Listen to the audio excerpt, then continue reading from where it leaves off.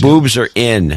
Adam Curry, John C. Dvorak. It's Thursday, February 16, 2023. This is your award-winning Gibbo Nation Media Assassination episode 1530. This is No Agenda. Watching the Red Queen rising and broadcasting live from the heart of the Texas Hill Country here in FEMA Region number 6 in the morning, everybody. I'm Adam Curry. And from northern Silicon Valley, where we still got balloons, no matter what. I'm John C. Dvorak. It's Crackpot and Buzzkill in the morning. So, we're pretty convinced now in the amateur radio community, which I am a member of. I don't know if you've renewed your license, but... Of course I did. I made a big fuss about it. What a pain in the ass it turned out to be. That's right. Kilo 5 Alpha Charlie Charlie, everybody. For sure, we are like 5 by 5 convinced now that one of the balloons, unidentified aerial phenomena that was brought down by a Sidewinder missile was a Pico. $400,000 missile. Let's make sure that's clear. Was a Pico balloon. Oh, no. Yes, a Pico balloon is a ham radio balloon where there's a little Raspberry Pi. You've got a little transmitter on the, it's transmitting whisper sequences, low power. And there you go. They blew it out of the sky. So that's at least one mystery solved. Idiots. We got boots on the ground about this. We have people who are actually really in the know. Is it Pico or Pico? I would say, they probably say Pico, but I say Pico. I don't know. No, I think it's Pico because also that's Pico as in small, micro, Pico, Gico. That was Pico. Well, I don't know. When's the last time you let up a ham radio balloon? Pico, they talk about Pico liters. There's Pico this, there's Pico. That's all over the place. I've always pronounced it Pico. It's metric. In the morning, please keep me anonymous. And this person has asked me not to mention where I work, but it would be somewhere where they are intimately involved in this balloon and unidentified aerial phenomenon weirdness since it began, and would like to provide some insight on all the information that has been released to the public for the good of the show. This is what I'm talking about. We have the best producers in the universe. It's true value for value. Everybody's an expert at something. When balloons cross your desk, it may be time to reach out. You ready? All ears. Yes. And we should let everybody know that you have ordered a new cradle for your microphone. So we still have bang there? Yeah. Oh, yeah. We got the rubber be banging. First, the Chinese spy balloon is /what? What are you doing, man? I'm stretching it. Okay. Was a no-shit intel gathering platform. We know where it came from and have been watching it for a while. Its payload is surprisingly intact and is being salvaged and analyzed. I'm sure someday more info will be released. The airframe and ordnance used to kill, which is my words, he says, kill it were selected due to the altitude and speed of the balloon. The F-22 can't use its guns above 50,000 feet. I don't know. I wonder why. That is. Also, using guns would be too risky to the pilot. Well, maybe there's no air and they just float around. Who knows? 50,000 feet doesn't seem that high. Due to the close engagement required, the slow speed of the object, and the fast speed of the jet, Mach 1.3-ish, the jet could actually wind up flying through the debris field or through the object itself. So this is, apparently, balloons have never been thought about. The jet can fly slower than 1.5. Okay, you want to second guess our producer who's in this business? Well, I've started to second guess him after he said you can't fire the guns. I'm sure there's a very good reason for it. One of the reasons the balloon was not shot down immediately after it penetrated our air defense zone was that it did not demonstrate a hostile act or hostile intent. Therefore, the authority for a shoot-down resided only at the POTUS SecDef level. See, definitely, our person is definitely talking in the right terms, military terms. So otherwise, General Van Herk, the NORAD U.S. Northcom commander, he could have given the order. So that's something we didn't know. The other UAPs are a little different. I showed up for work last Friday thinking that we were actually being invaded. Turns out what happened was we recalibrated our radar to detect slow-moving objects. General Van Herk wasn't lying when he said, we don't know what these things are. If and when we find the ones we shot down, perhaps we'll have a better idea. Amateur radio balloon. The one issue we have with the identification and shoot down of these objects is they are small and slow, and our jets are just too fast. Our air defense system is designed to kill airplanes, not balloons. The reason the AIM-9X was used is that it used infrared to identify and track the target and can differentiate an object from its surroundings based on temperature. Well, I'm sure the Pico was warmer. It's not perfect. It's designed to shoot things moving at the speed of an aircraft like Russian bombers. Perhaps there are other platforms in our arsenal that are better suited for the current problem set, but I think we need a new multi-billion-dollar program to address this novel phenomenon. And he says, or she says, hope that we can, I'll be able to deliver more information and context as it comes along. And this, why is this not playing here? Defense Secretary Lloyd Austin sitting down for his first interview since the U.S. shot down a Chinese spy balloon and then 3 other flying objects over North America. Has anyone claimed ownership of the last 3? No, they haven't. Is this something that the American people have been potentially in danger from for years and just not known it? We don't know if, how frequently these things may or may not have appeared in our airspace. We're learning a lot more about that. The fact that the U.S. military didn't know about these until recently, is that an intelligence failure? Was that a military failure? No, it's how you use your radars. They recently made some adjustments on their radars. Opened up the aperture, and they're analyzing the data a bit differently. We typically are focused on things that are moving fast, so it's a bit more difficult to collect on slow-moving objects like a balloon. So that's kind of right then. I guess our producer is on the right track with that information. That they changed they recalibrated the radar and started picking up ham radio balloons. I was talking to my buddy Mitch, the periodontist, and he flies a lot. And he says last year, Valentine's Day, he was flying 10,000 feet. He says, you have no idea how many Valentine's balloons are up in the air. At 10,000 feet. So anything could be up there. It's interesting they would hold up to 10,000 feet. I would think that they would pop sooner than that, but who knows which ones they are. Well, these are the aluminum ones he's talking about, and they're probably pretty sturdy. Yeah.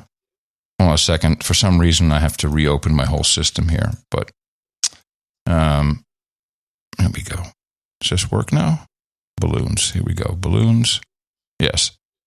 I have a couple of things on balloons. The newest information. Oops. This one I kind of liked was Kareem Abdul-Jabbar Van Dam, and she was taking questions. I guess the media is now pretty clued in that they shot down some just bogus stuff, weather balloons or whatever. And so now they're grilling her. Poor lady. She's way over her head in this gig. And here's a White House correspondent badgering her about, well, what if it turns out you just shot down some dumb balloons? If it turns out, as it looks like, that the president and Mr. Trudeau sent Top Gun fighters to blow weather balloons out of the sky, does the president regret that, and is he embarrassed by that? I'm not going to get ahead of of any final decision. We just don't know yet. We actually just don't know. And as I've said, as my colleague, we don't know. Back it up and start it over again. Oh, okay. She says, I'm not going to get ahead of any final decisions. His question had nothing to do with a decision. Maybe she means decision. What is she talking about? Maybe she means like a decision, as in as like a court decides that this was a weather balloon, something like that. Maybe. I think she just threw it in there as a word salad as part of the problem with this whole administration. Let's listen again. If it turns out, as it looks like, that the president, maybe she means we haven't made up the story yet. We've made an editorial decision which story to go with. How about that as an answer? That could be it. And Mr. Trudeau sent Top Gun fighters to blow weather balloons out of the sky. does the president regret that, and is he embarrassed by that? I'm not going to get ahead of what of any final decision. We just don't know yet. We actually just don't know. And as I've said, as my colleague has said from NSC, it is in consideration that could be the leading explanation here. Again, consideration. Is the president embarrassed by that? The idea that you would take hundreds of thousands of dollars of equipment. Michael, let me answer the question. I don't think the president should be embarrassed, right, by the fact that he took action to make sure that our airspace, civilian airspace, was safe.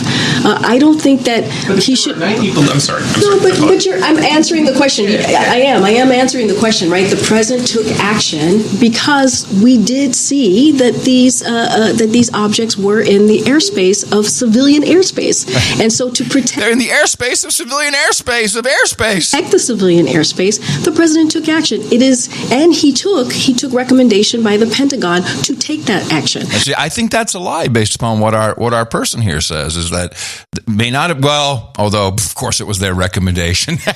Shoot some missiles. I don't want to get ahead of what will be the final analysis, right, of what the objects may have been or may not have been. So don't want to get into a hypothetical here.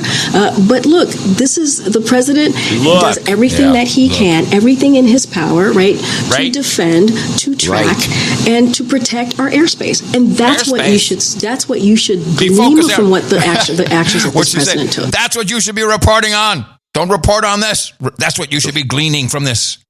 Well, since you brought her into the picture, you might as well play the Jean-Pierre and Canada clip. Yeah, I actually, I'll tell you why I didn't like this. Why is the American military shooting something out of the sky over Canada? Because it's part of NORAD. The NORAD is part of it's a what you call a coalition, a consortium, a pact of nations. A pact, exactly. And so that's why we were able to do that. Again, we didn't do it on our own. We did it clearly in step with Canada. See, what I didn't like about this clip, because I found the full interview, she corrects herself within half a second to Canada. And although it's funny she said it, the correction came so quick, I would have played it in its whole context, but I just don't like social media where they cut it off, and that there's something wrong, so you have to go and find it. The clip was, the funnier part of the clip is her stammering through NORAD. Yes, that's the part I liked about it. But the Canadian is like, okay, yeah, I mean, she's stammering, she doesn't know what she's doing, she's way out of her league. And it's time to stop picking on her. Oh, please. That'll be the day. Why? Is this being recorded for some future use? Are you doing this? You going to get a job? What are you looking for here? I don't know. I feel bad for her now. Stop picking on her. She's starting to feel bad for her.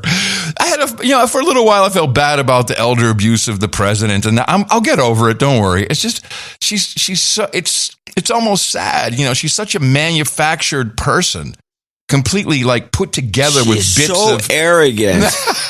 She deserves it. Now I have a variation on this clip, which I thought was better. You played the wrong one, actually. No, because I looked at the two. It said Jean-Pierre Canada clip, and I played the clip. I said play Jean-Pierre and Canada clip. You said clip. No, I didn't say that. Oh, okay. You said clip. Believe me, because you played clip. Play the other one. Is this the way it should have gone? Why is the American military shooting something out of the sky over Canada? Because it's part of NORAD. The NORAD is part of it's a what you call a coalition, a consortium, a pact, exactly. And so that's why we were able to do that. Again, we didn't do it on our own. We did it clearly in step with Canada. See. Yeah, you even let a little bit of the cat in there. Yeah. I just wanted that. Oh, yeah, I got it. I'm sorry. You spent 10 minutes on that. Wow, great. I appreciate it. That was the clip. The Boeing was open, sitting right there on the desktop. It didn't take 10 minutes. It took 1 second. Yeah, well, it could have been tighter because you had her in there. If you want me to critique you're gonna bitch at me. If you want me to critique it. Let's go to the actual cost of these shoot-downs. Big questions tonight about the shoot-downs of the 3 smaller objects last week. The White House said today those unidentified objects, which it's told Congress are likely balloons, could be for benign commercial use or academic research. The Joint Chiefs Chairman acknowledging it took 2 missiles to bring down one of them. On the fourth one over Lake Huron, first shot missed, second shot hit. The missile landed harmlessly in the water of Lake Huron. The Air Force estimates the cost of taking out the 4 high-flying objects is more than $2.5 million. Now, do they have to go and 2.5? Do they have to go and retrieve that missile? I guess from Lake Huron. That's like a broken arrow. Don't they call that a broken arrow when the nuke is lost? Nuke or anything. That's what you say. Leave it there. Hell with it. You know, these people are so crazy. They might have shot a mini nuke at it. They're like, what can we do? Here's Kirby, Rear Admiral. No, he took advantage of it right away. He knows how to do it. Here, Jean-Pierre, pay attention. But we were able to determine that China has a high-altitude balloon program for intelligence collection. Hey, can you stop this clip for a second? Mm-hmm. And I want to start listening to Kirby as a female. He's got kind of a high-pitched... He doesn't have a baritone. It's like one of those voices that could be a woman, a trans. I bet like Rachel Levine. A little bit. Yeah, he could transition easily. If you listen to Kirby and think that he's a woman, I think you could convince yourself. Okay. Everybody put on your thinking caps. But we were able to determine that China has a high-altitude balloon program for intelligence collection that's connected to the People's Liberation Army. It was operating during the previous administration, but they did not detect it. We detected it. We tracked it. And we have been carefully studying it to learn as much as we can. We know that these PRC surveillance balloons have crossed over dozens of countries on multiple continents around the world. So, he knows what to do. He's like, hey, they didn't do it. We got it. We got it. So much better than Trump. I thought he was hamming it up too much with that we thing. Here's CBS with their report. The newest information on a Chinese spy balloon shot down off the Atlantic coast shows that U.S. intelligence first spotted it. Tiny? He said tiny. The one off the Atlantic coast was a monster. You could see it You could see it visibly from the naked eye. Well, we really don't know if it was a monster at the height that it was at or not. Well, everyone's pretty convinced it was a big boy. You could see the array of radars coming off of it, or radar, or whatever. Why is this one? Why is he saying the word tiny? Hello, CBS. What are they trying to pull on us here? Let's listen. The newest information on a Chinese spy balloon shot down off the Atlantic coast shows that U.S. Chinese. He didn't say tiny. He said Chinese. Now brother. Oh man. You are. Intelligence first must spotted have an infected tooth. Here, boing, boing, boing, close to half a world away. Our sources say the military tracked the balloon for a full week before it drifted across the continental U.S. Ed O'Keefe is at the White House. Ed, what's going on? Nate, good to see you. You're right. CBS News has learned U.S. intelligence had actually been tracking the balloon when it took off from Hainan Island off of the South China coast last month. At that point, it then started drifting towards Guam and Hawaii before making a northward turn up to Alaska. Officials say it's possible the balloon was blown off its initial course by weather, but they insist the Chinese still had control of it as it came south over the lower 48 states. As for the 3 objects shot down That's what the Chinese should say. Hey, we're very sorry. Just climate change. Weekend by these U.S. fighter jets, the strongest theory now from the intelligence community is that the objects are benign. Or just harmless research balloons. There's still no word on the condition of the wreckage. And in the case of the object shot down over Lake Huron, we now know 2 missiles were fired, and the first missed, but landed in the water. Privately recorded cockpit audio reveals that even the pilots were perplexed by what they saw. I can see lines coming down below, but I can't see anything below it. Definitely smaller than a car. Now, we've yet to hear from President Biden about what he makes of... How is that being perplexed? Yeah, he's saying it looks like it's smaller than a car. It didn't sound perplexed. And remember, this is a positioning report from CBS, the CIA broadcast systems. Let's go back over this. He says they were perplexed, and you have a guy saying, hey, it looks like a car. Perplexed. Were they perplexed, thinking it was actually a car? Maybe it was the car that Elon shot into the moon, and the car's back now. It's on a balloon. That's a good theory. I like that one with the moon man in it. So the object shot down over Lake Huron. We now know 2 missiles were fired, and the first missed, but landed in the water. Privately recorded cockpit audio reveals that What did I say, privately? Now I want to dissect this whole report now that we... And the first missed, but landed in the water. Privately recorded cockpit audio reveals that even the pilots were perplexed by what they saw. Privately recorded? I'm not quite sure what that means. But well, this was the same thing they said with the last recording they played, that it was recorded by some ham or somebody that has the scanner. Right. And you went on and on with the whole Bearcat bit. The Bearcat bit. It sounds like a Bearcat. Here we go. I can see like lines coming down below, but I can't see anything below it. Definitely smaller than a car. Definitely smaller than a car. Oh, perplexing. Now, we've yet to hear from President Biden about what he makes of all of this, why he decided to order the shoot down of those 2 objects, what he makes of China using a spy balloon. Lawmakers briefed on the details now say he should be saying much more to explain this to the American people. But today, Tony, he's instead giving a speech on the economy up in Maryland. So what was that was a little jab. Oh, he's not doing anything about our operation here. I mean, our reporting.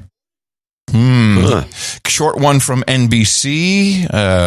See, what do they have here? This is with Andrea Mitchell again. Andrea, let's circle back. The original Chinese spy balloon. What are investigators looking for? Well, Lester, the FBI is also looking at the electronics and sensors, and they've salvaged those electronics. They want to find out what countries made their components, including whether some parts were made in America. That would violate U.S. export controls and could be the basis for criminal charges in the future. Oh, someone's getting in trouble. Someone exported some bits that you can't export. Here's the NPR Simple Balloon Rundown. Okay, hold on a second. Simple. Yeah, got it.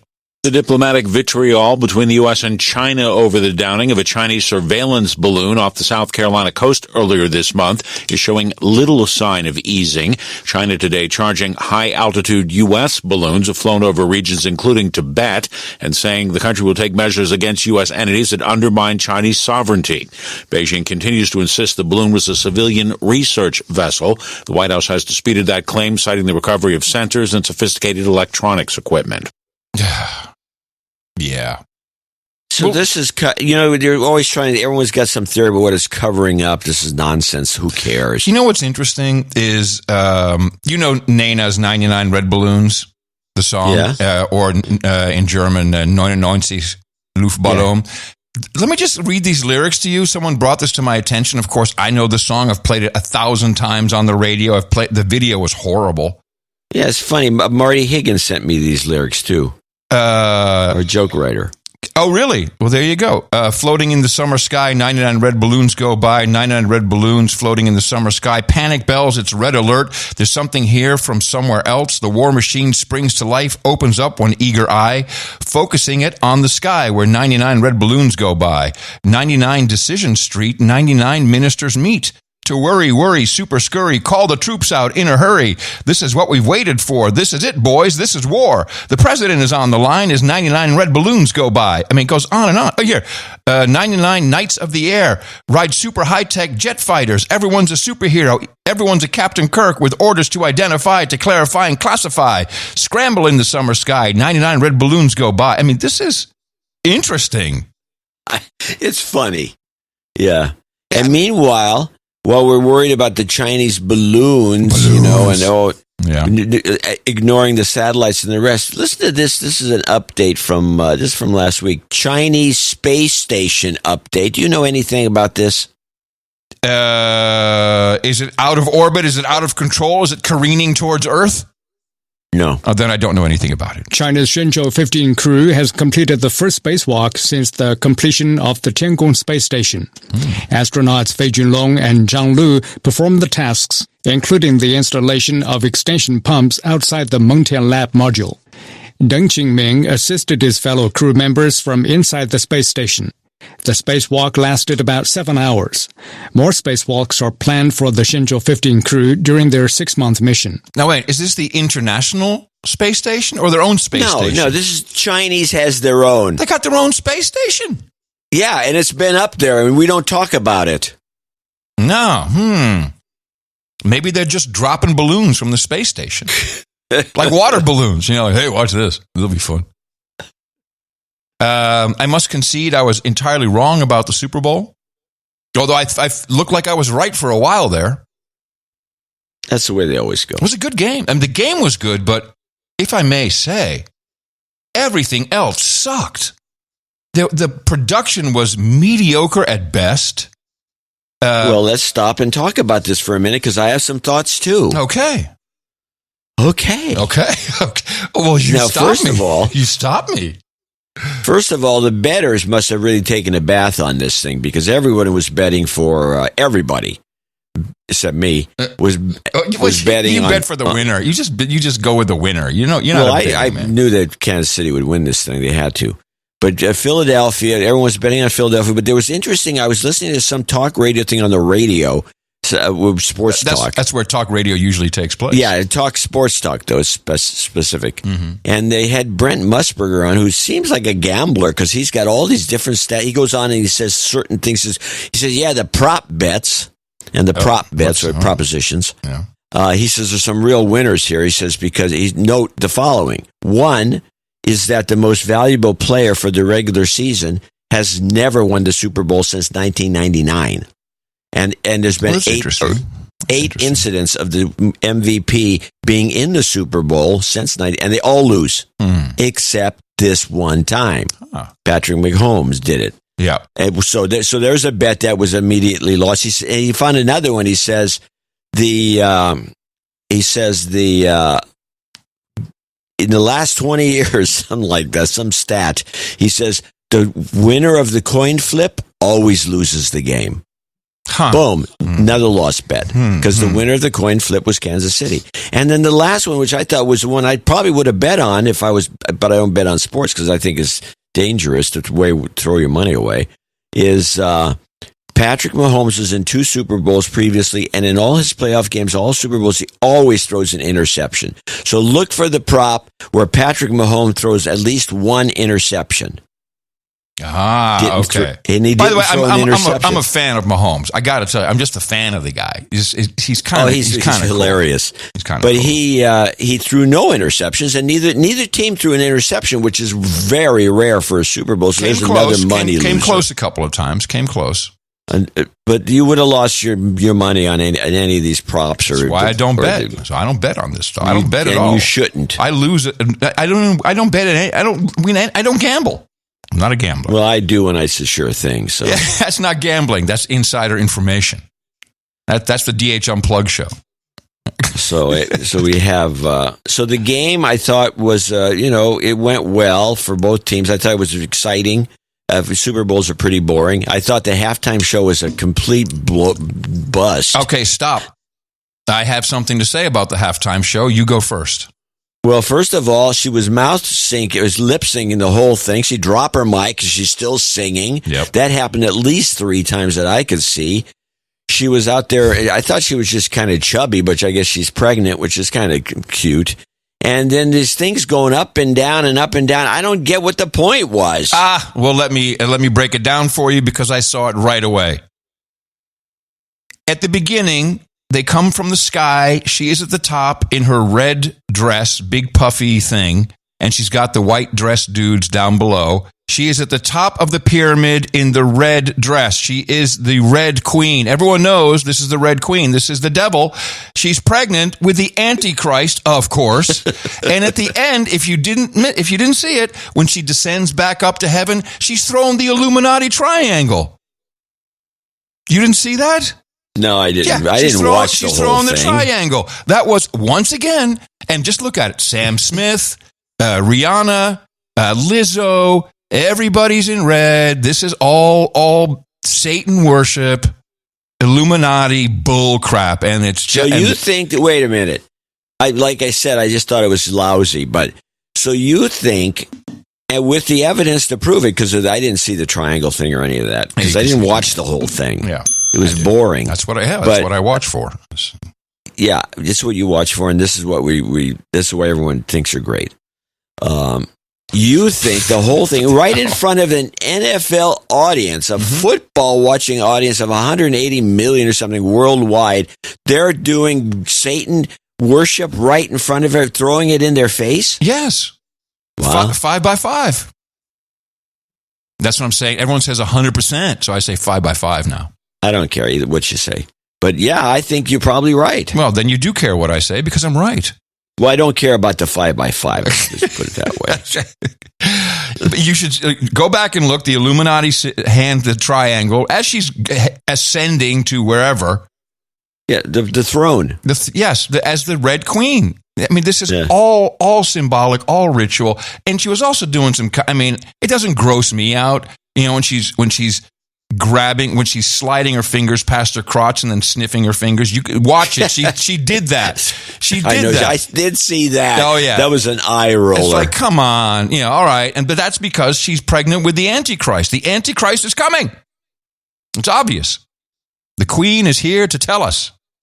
By the way, just in a clip from President L. Biden, who has a lot. We have the best producers. Thank you, Dave. I'm liking L. Biden. L. Biden's live press conference just ended. He announced 4 new rules for unmanned objects in the air. Here's a clip of number 4. I've directed my national security advisor to lead a government-wide effort to make sure we're positioned to deal safely and effectively with the objects in our airspace. Safe and effective. First, we will establish a better inventory of unmanned airborne objects in space above the United States airspace and make sure that inventory is accessible and up to date. More money in the hams. We'll implement further measures to improve our capacity to detect unmanned objects in our airspace.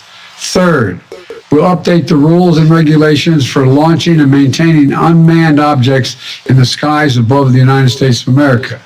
And fourth, my Secretary of State will lead an effort to help establish common global norms in this largely unregulated space.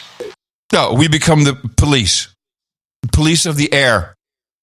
This is thanks, Dave Jones. Pod Sage. I don't have the clip, but there was a hearing with the temporary FAA doofus, in Congress, and they had a big meeting, and they're having a language shift. They're not going to be able. You're not supposed to say airmen anymore. No, we know that it's air persons.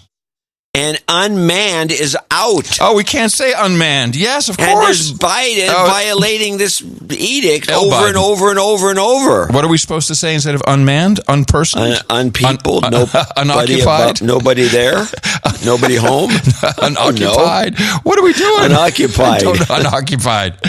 Oh, this is fantastic. This is great. I love it. Well, since we're talking about airspace then, there was an incident off of Hawaii, which was severely misrepresented because of bad data.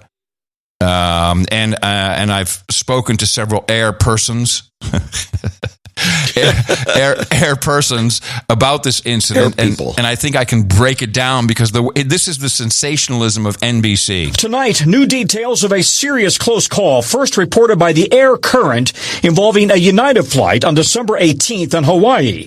Climbing out of Maui, headed for San Francisco, the 777 suddenly went into an extreme, unexplained dive, more than 7,000 feet per minute. Flight Radar 24 shows the plane coming within 800 feet of slamming into the ocean before pulling out of the dive in an extreme climb, then continuing on.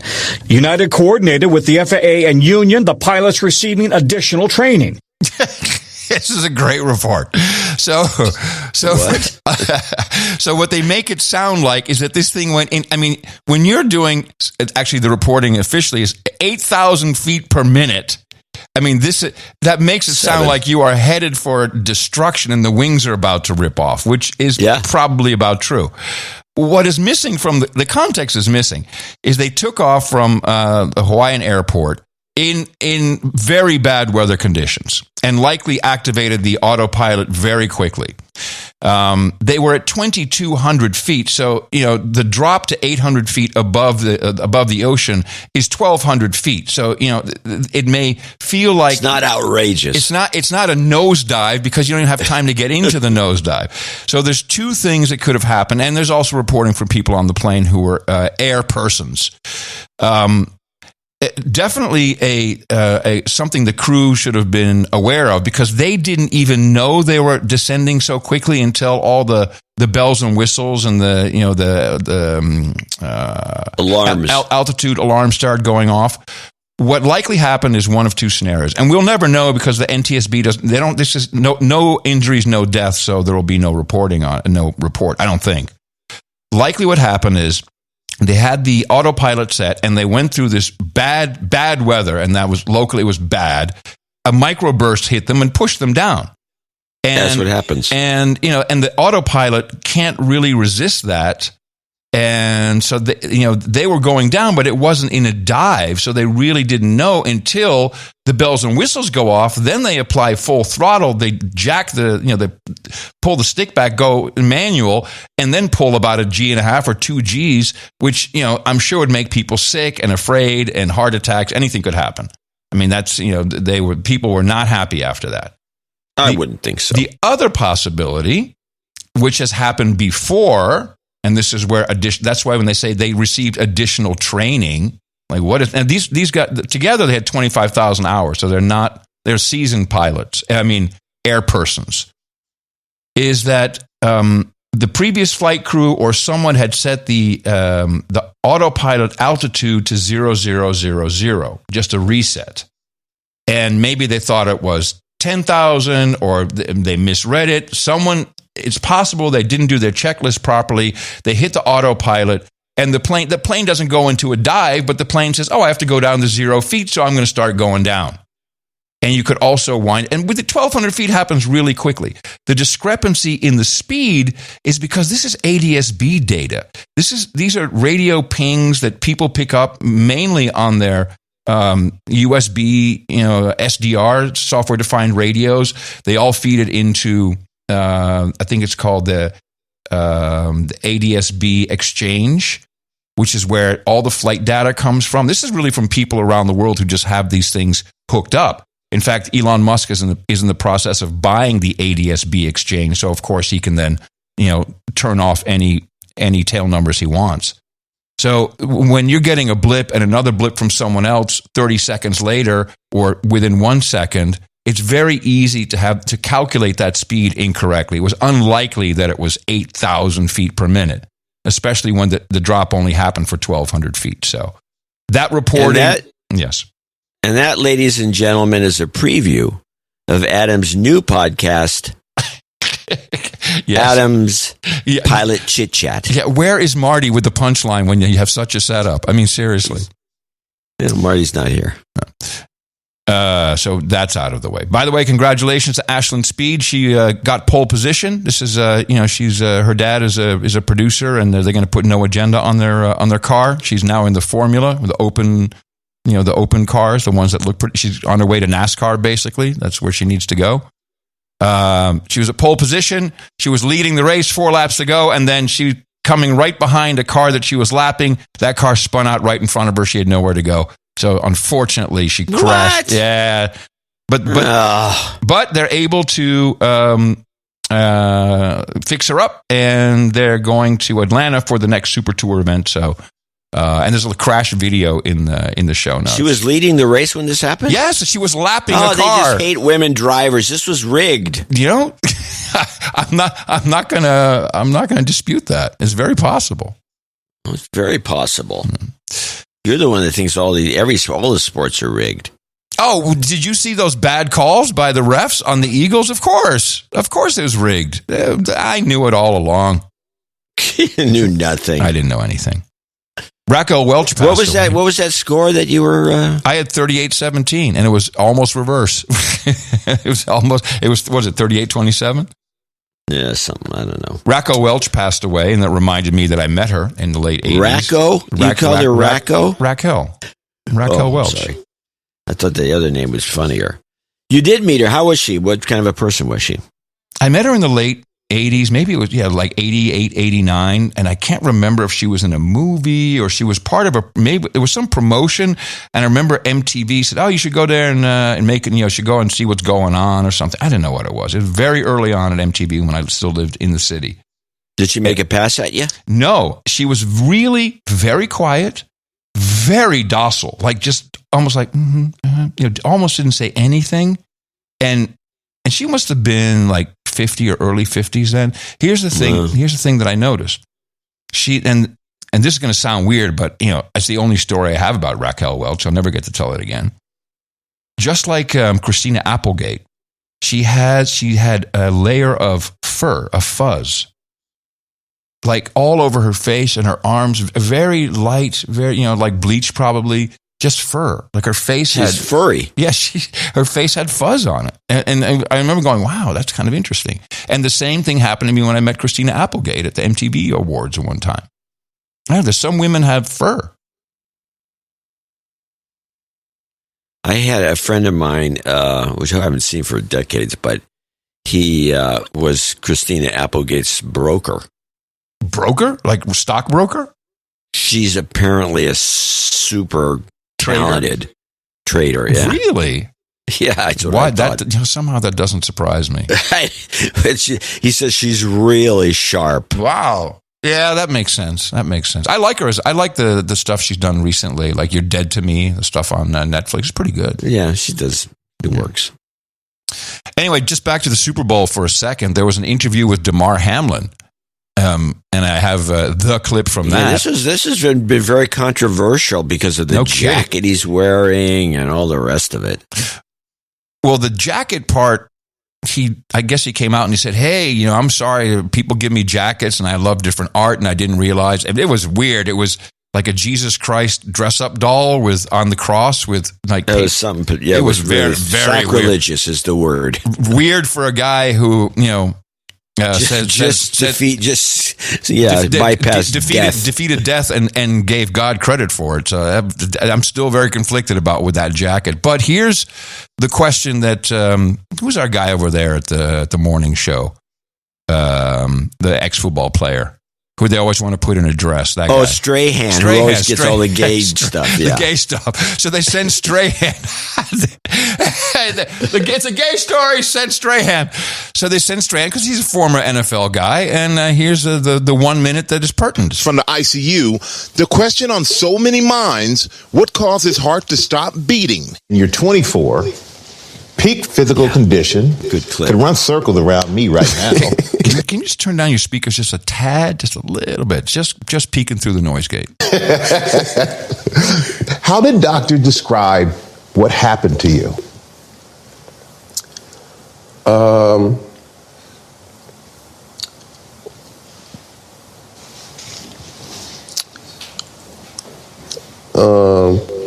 That's something I want to stay away from.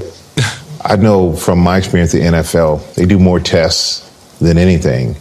And in the course of you having your physical, did anybody ever come back with say you had a heart issue or anything that was abnormal? Honestly, no.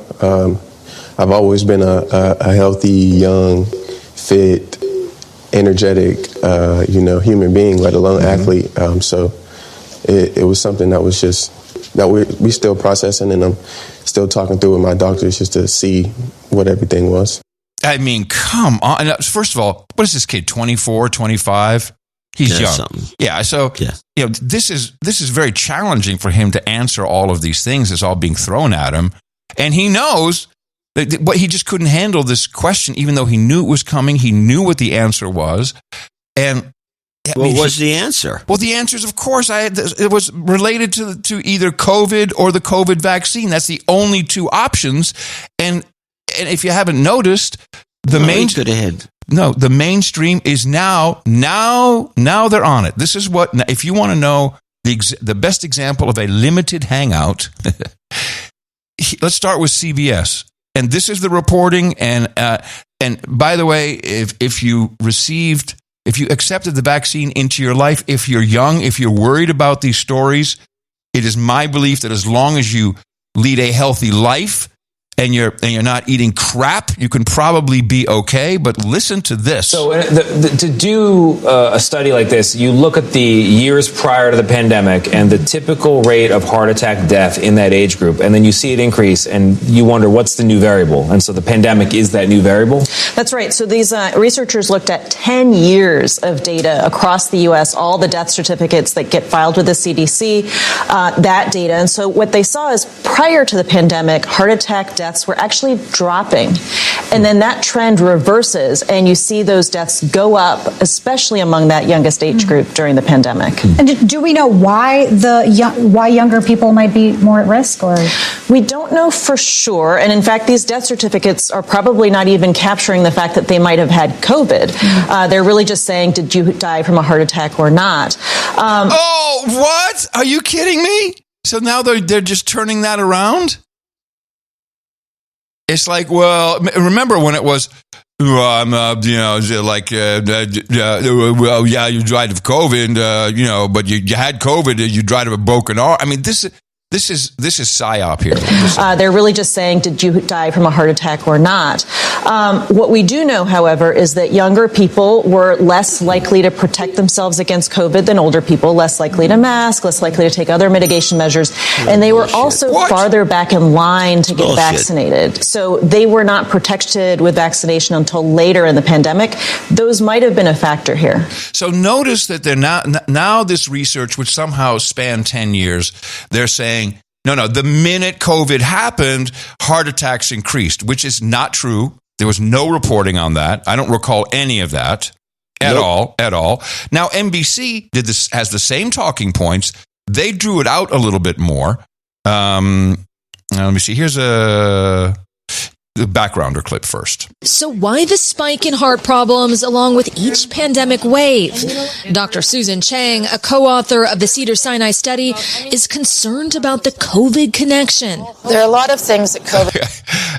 All right, end of show mixers. Kermit the Frog, COVID connection on deck. It can do to the cardiovascular system. It appears to be able to increase the likelihood of blood clot formation. It seems to stir up inflammation in the blood vessels. It seems to also cause, in some people, an overwhelming stress that can also cause a spike in blood pressure. Experts are still working to figure out why young people are so impacted. But Dr. Chang says it may be related to higher viral load exposure or an excess immune response in stronger immune systems. Studies show COVID-19 is also linked to a rare condition called myocarditis, the inflammation of the heart muscle itself. It can strike even young, healthy students like Demi Washington, now a senior on the women's basketball team at Vanderbilt University. I just immediately started crying. After Washington came down with what felt like a mild case of COVID in late 2020, an MRI revealed unseen damage and stopped her from playing. And the fact that I could have played is kind of hard and scary to think about. She's now recovered and back to focusing on her rebounds. Washington's health scare came before she got vaccinated. So what they're doing here, this safe and effective vaccine, which was not effective and now is questionable about its safety, the last thing on the list is, well, at least you won't get really sick if you take the vaccine. That turns out to be not true, especially if you're young. You have a 30% higher risk of heart attack than before COVID. Now, is it related to the vaccine? Let's go back to NBC. Still, some have pointed to rare instances of the vaccine causing myocarditis. Health experts say the virus itself is much more dangerous to your heart. The risk of heart injury, of myocarditis or pericarditis from the vaccine is so much lower than the risk from the COVID itself. I like this new person. I don't know who it is, but I like kind of the quasi-Nazi twang. It's good. Researchers, yeah, it's kind of a Nazi Indian. Let's do it again. The virus itself is much more dangerous to your heart. The risk of heart injury, of myocarditis or pericarditis from the vaccine is so much lower than the risk from the COVID itself. Researchers only beginning to chart the long-term impacts the pandemic has on the heart, while paramedics continue racing to treat the damage. It's not just the elderly that are being affected, it's also people like ourselves who are previously healthy. Doctors like Susan Chang say they hope to make new strides toward understanding what exactly the link is between COVID and heart disease, and they're optimistic they'll learn more with time. They're starting to think that a COVID infection or reinfections could be considered a risk factor for heart disease in and of itself, though she says they have more work to do before knowing for sure. So, and we followed everything very closely. We saw the bull crap from the beginning of this in 2020. No reports of heart attack increase. No reports of heart attacks. The people who were dying were the ones who were intubated and put into a forced coma. These are the people who were dying by the tens of thousands. But okay, let's bring in our expert, Dr. John Torres. Joining us with more is NBC senior medical correspondent senior medical correspondent John Torres. I think we should start off with something that a lot of people think and I think needs to be cleared up. Yeah, okay, let's debunk those podcasters. There are a lot of people who believe it is the COVID vaccine that causes heart issues, not COVID. This is new. This is the first time they're coming out and saying, we got it. This is an attack on the narrative, the common narrative that myocarditis and pericarditis is caused by the vaccine. Yes, so I would say this is probably a subtle native ad on behalf of the pharmaceutical industry. Could be. A defensive move, at least. Cleared up. There are a lot of people who believe it is the COVID vaccine that causes heart issues, not COVID itself. Can you just clear that up? COVID itself, there's such a higher risk of getting a heart issue from COVID, especially myocarditis. And when you look at the statistics, myocarditis, you're 11 times more likely to get it from COVID itself than you are from the vaccine. When it comes to heart attacks, where'd that stat come from? It's brand new. He's health expert John Torres. So why are you asking questions? 11 times, it makes it even more interesting. Not 3 times or 2 times or 10 times. 100 times or it's 11 times. 11 times. It's the wacky number. And you are from the vaccine. When it comes to heart attacks, there's been no direct connection between the vaccine and heart attacks or cardiac arrest. There have been some reports, but those reports were usually somebody who had a heart attack the day after getting the vaccine, which means the vaccine really hadn't had time to do anything in their body. This is my favorite part. That's great. The report was usually from someone who just got the vaccine that day. The vaccine couldn't even do anything. I mean, I got to hear that again. There have been some reports, but those reports were usually... Stop. Let's stop with the logic of this. So you're telling me that, like, for example, a heroin addict, he takes a shot of heroin, but it takes a couple days for anything to happen. He doesn't OD until Wednesday. He doesn't. A guy took a shot of heroin and OD'd on the spot, but that couldn't have been the heroin. No. There have been some reports, but those reports were usually somebody who had a heart attack the day after getting the vaccine, which means the vaccine really hadn't even had time to do anything in their body. Oh, it hadn't any time to do anything in the body. Okay, this guy is my new favorite health expert. It's so interesting to see that COVID... I mean, so you're overdosing, and so they give you the Narcan or whatever that's Narcan. And you snap out of it, but it couldn't have been from the Narcan. No. Because it didn't have time to do anything in your body. And it's just inhaled, just through the nose. It's a spray. I mean, that's right. It's even through the nose, and it didn't have it through the nose. It's not like an injection. It's not like an injection or anything. It's so interesting to see that COVID clearly has an impact on heart health. Clearly. COVID clearly has an impact on heart health. I mean, okay. Let me just go into our clip archive. COVID heart. Okay? And I have here, let's see, 2020. CDC reveals hospital. Oh, this is interesting. This is from 2020. Let's listen to this for a second. The Centers for Disease Control have updated their death counts for coronavirus and reveal yet again that COVID-19 is rarely the actual cause of death among coronavirus patients. According to the CDC themselves, of the 220,000 deaths attributed to the coronavirus, 87,000 of them died from pneumonia and influenza. Another 17,000 died from chronic respiratory diseases, and 26,000 died from respiratory distress syndrome. 44,000 patients died from hypertensive diseases, 23,000 died from heart disease, and a whopping 28,000 died from cardiac arrest and heart failure. Yet all of these, even patients who died from heart attacks, were marked down as dying from the coronavirus. Doctors who spoke with One American News explained that 131,000 patients who are being considered COVID-19 deaths already had life-ending diseases, including cancer, dementia, and even end-stage renal failure. And according to the CDC, again, if you look at place of death, you'll see that some 10,000 patients who died from COVID were on hospice care, meaning they were terminally ill to begin with and were already expected to die. So what I'm hearing from this is that COVID was blamed, but it wasn't COVID. Or did I mishear that? No, that's what he's saying. Yeah. And this was, if you remember, we had some clips from Canada where there was a project up there, which I haven't heard from since, going through every COVID death and finding very few of them were technically from COVID. Yeah. And they're all mislabeled, including people who got into a car wreck.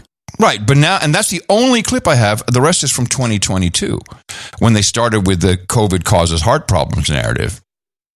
So we did not hear about this for a good 2 years, zero, nothing, maybe even longer. And now, well, we all know COVID kills you from heart attacks. It's so interesting to see that COVID clearly has an impact on heart health. It's so interesting. Isn't that interesting? And that's regardless of age, but more pronounced in this younger group. Can you just explain that? It's so interesting. It doesn't matter what age, but it's the young people, who should have healthy hearts. It's so interesting. So we do know that in the elderly, those that are older, you have more heart attacks overall, but the rate is increasing higher in this younger age group, which is a surprising factor. And years ago, when the pandemic first started, 3 years ago, we thought of it as a respiratory virus. Then we started thinking of it, it could also be a vascular virus because we know it affects the blood vessel linings themselves. We talked about the inflammation, the stress that goes behind this. It's not a cold. It is a bad virus. Okay. Let's continue. I got two more shorties here. Thank you, Clip Custodian. These are pretty good. Interesting. In Aaron's piece, there was that young athlete who said she had mild COVID symptoms. It wasn't even like she had devastating COVID symptoms. Does it matter if you have long COVID versus mild symptoms? And that's one of the other things. It doesn't seem to matter at all because what we do think is happening is part of it's your immune response. They do think. It's all interesting. It's all interesting. This is what I like about it. Where's the science? What happened to your science, people? Now it's just interesting. COVID versus mild symptoms. And that's one of the other things. It doesn't seem to matter at all because what we do think is happening is part of it's your immune response, which can keep COVID under control. But at the same time, it could just be overwhelming the system and causing these heart type issues. The other thing is we don't know how long you're at risk for this. Just making this stuff up? You are correct, sir. Making it up. The system and causing these heart type issues. The other thing is we don't know how long you're at risk for this. And like she mentioned in her piece there, it could be something that 10, 20, 30 years from now, we're saying, do you smoke? Do you have high cholesterol? Did you have COVID? Those are your risk factors for a heart attack. Oh, this is great for your job interview. Don't worry. Hey, did you smoke? You drink? Did you have COVID? Sorry, can't hire you. You're too big a risk. It's all right. We got universal basic income coming for you. Final one, which for an odd reason brings up a phrase that is not something I would have used if it were up to me to consult on this answer. That's what I'm wondering about because it's not like you have COVID, you recover, and the next day these heart events happen. Mm-hmm. There can be the passage of time. There can be the passage of time. Who says that? Vice President Kamala Harris. The passage of, remember we had a whole end of show mix. The passage of time. Passage of the time. Passage of time. The passage of time. Why is this now all about, who even says that? The passage of time. There can be the passage of time. There can be the passage of time. And with long COVID being a bigger and bigger issue, we don't know. And the more you have COVID, it seems it puts you at a higher risk, especially in those young adult ages. Hold on. Let me just play this. The governor and I, we were all doing a tour of the library here and talking about the significance of the passage of time, right? The significance of the passage of time. So when you think about it, there is great significance to the passage of time in terms of what we need to do to lay these wires, what we need to do to create these jobs. And there is such great significance to the passage of time when we think about a day in the life of our children. Passage of time. Is that the FBI calling? Or who is that? Yeah. Hang on. Hello? FBI? Yeah. Okay, I'll tell him. Okay, I got a message. Yeah. They told me to make sure that you call your handler. Oh. because you didn't make your call yesterday. I was too busy with the passage of time. That's what I'm wondering about, because it's not like you have COVID, you recover, and the next day these heart events happen. There can be the passage of time. There can be the passage of time, and with long COVID being a bigger and bigger issue, we don't know. And the more you have COVID, it seems it puts you at a higher risk, especially in those young adult ages, at getting something like this. And so you want to make sure, even if you're vaccinated, you still protect yourself from getting COVID, which means, the things we know that can help. And is there anything you can do? I mean, if you've had COVID and you're young and you're curious, is there anything you can do? So, yes, here. Now, thank you. I'm expecting the good doctor to say, yes, if you're young, no matter what, it is important that you lead a healthy life, that you get sunshine, that you eat, I would say, good animal protein. Make sure that you stay away from all the crap that's in your supermarket. I think young people are incredibly unhealthy. I'm expecting him to say that. 47% of America's young people are diabetic, or on the verge of. They're obese. This is who's dying. If you're healthy, you can. There's still maybe time. Walk around. All right. Number one, know your risk factors. Keep an eye on yourself, especially if you have a family history of heart disease or heart attacks. Keep an eye on yourself. Keep an eye on yourself. What does that mean? Selfie cam. There you go. If you notice any of the symptoms we talk about, the chest pain, the shortness of breath, the arm pain, any of those things, then go ahead and get checked out. On top of that, make sure you're vaccinated and you're boosted because that can protect you the most. We have protection right now. So if you do get COVID, of keeping it at mild cases and under control, and then mask up. We know we don't like masks. It's been 3 years of this, but at the same time, it's still out there and it's still causing some problems throughout the day. Some problems. All right, this is so bad now. So wait, this so is gas. So the advice is to get vaccinated again. Yes, and mask up. Okay. And the hard thing to hear is that many of these young people who are dying are the ones who got one shot only and didn't feel like I mean, it's horrible to think of. There's many people who I know and love who've gotten this horrible thing, and now they're gaslighting everybody into taking more of it, and not for a second can it be anything else but it's COVID now. And in France, now this is from France 24. This is a mind-boggling report. Because, of course, France also has people getting strokes and cardiac arrest and all kinds of issues. As you recall, they were going to cut you off from life in France if you didn't get vaccinated. Do we remember this? Like you would be cut off from everything.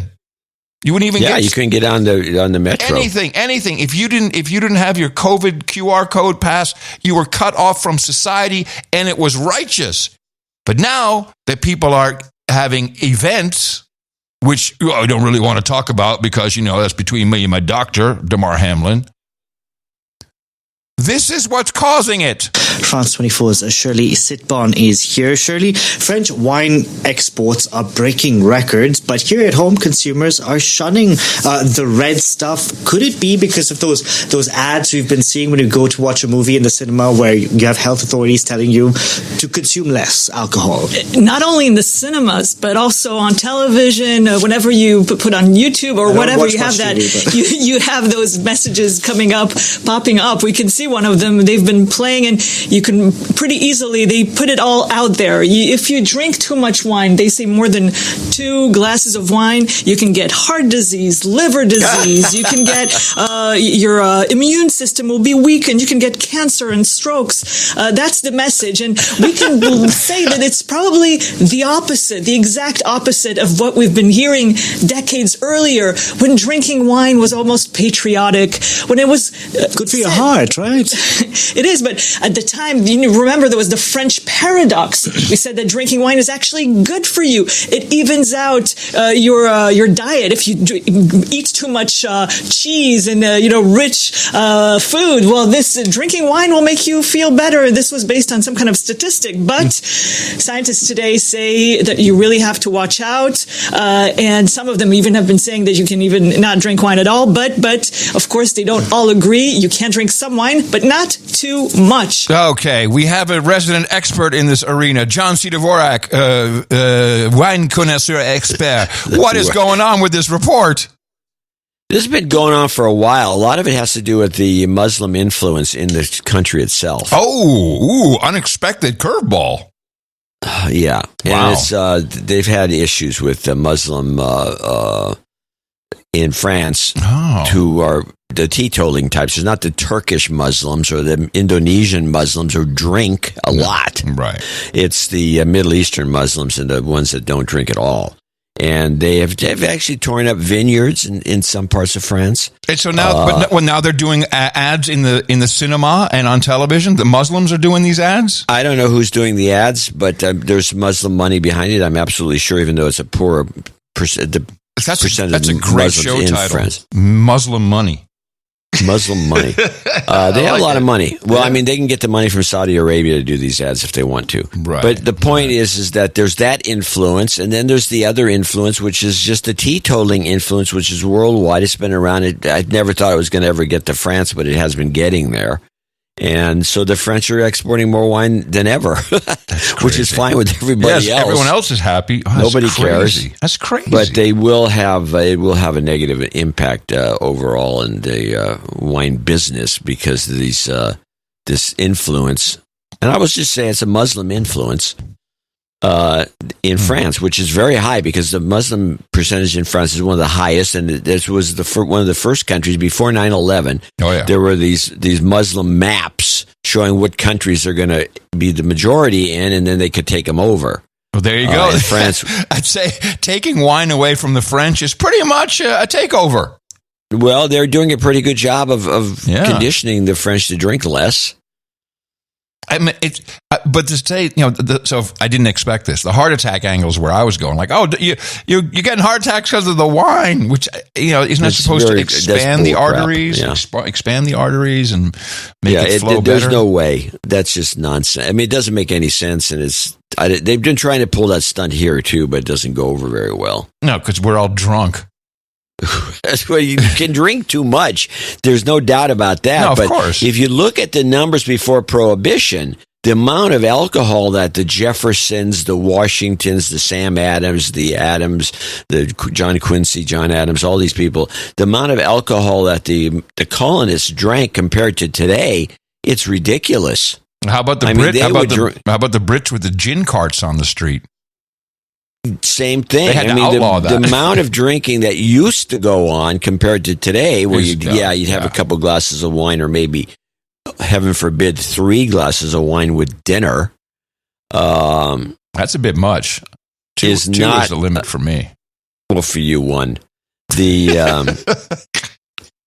don't get loopy. And there's some people that used to drink in the 30s and 40s. They would drink a couple of glasses, a couple of highballs with dinner. But so just for historical context, so then we had the Prohibition, and why did the Prohibition end? Because we were drunker than ever? No, it's because there was too much money to be made. It was creating a criminal underclass that was getting too powerful for the country, like the Kennedys. Yeah, there you go. Perfect. Like the Kennedys. Kennedys. Was it Papa Joe who ran the booze? Yeah, he did.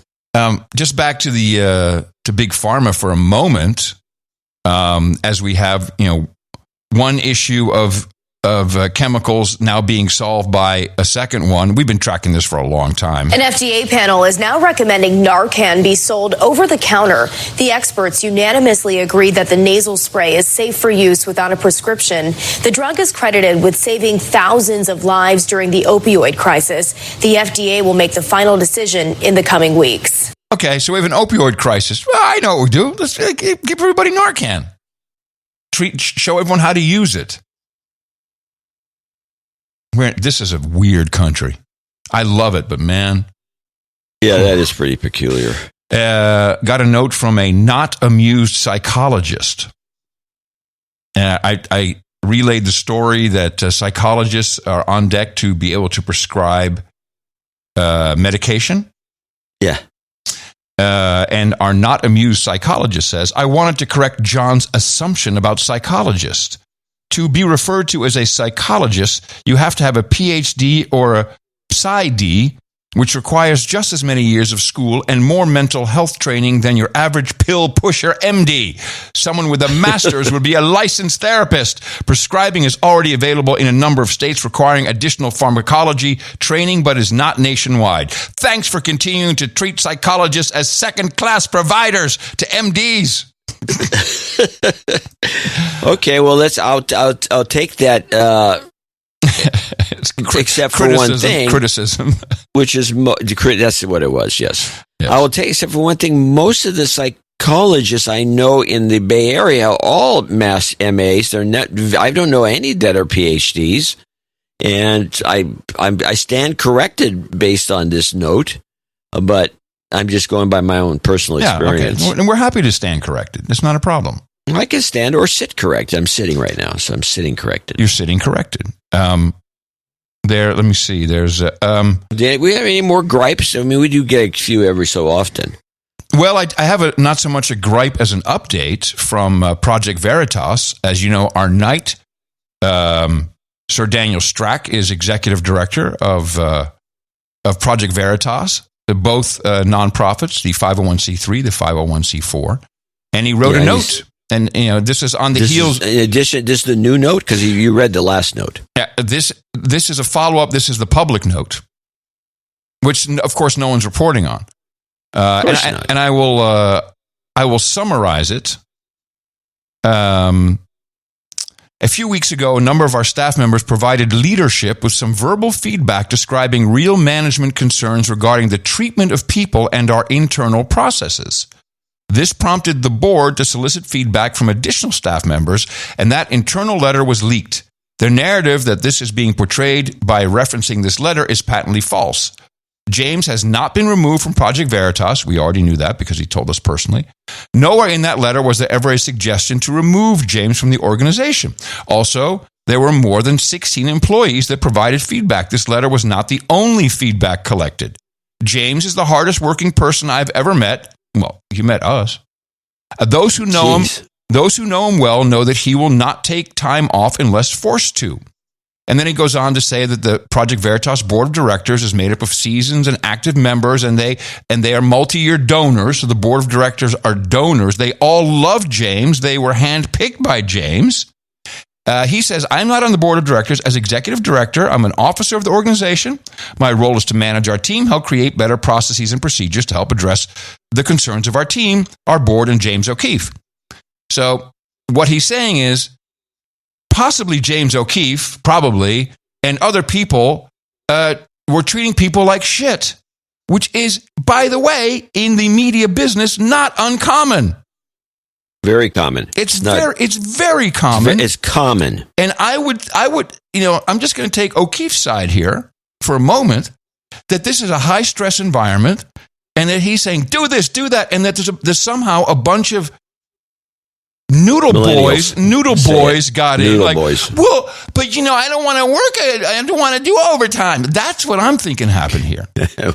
And then he takes a swipe at us, which I appreciate.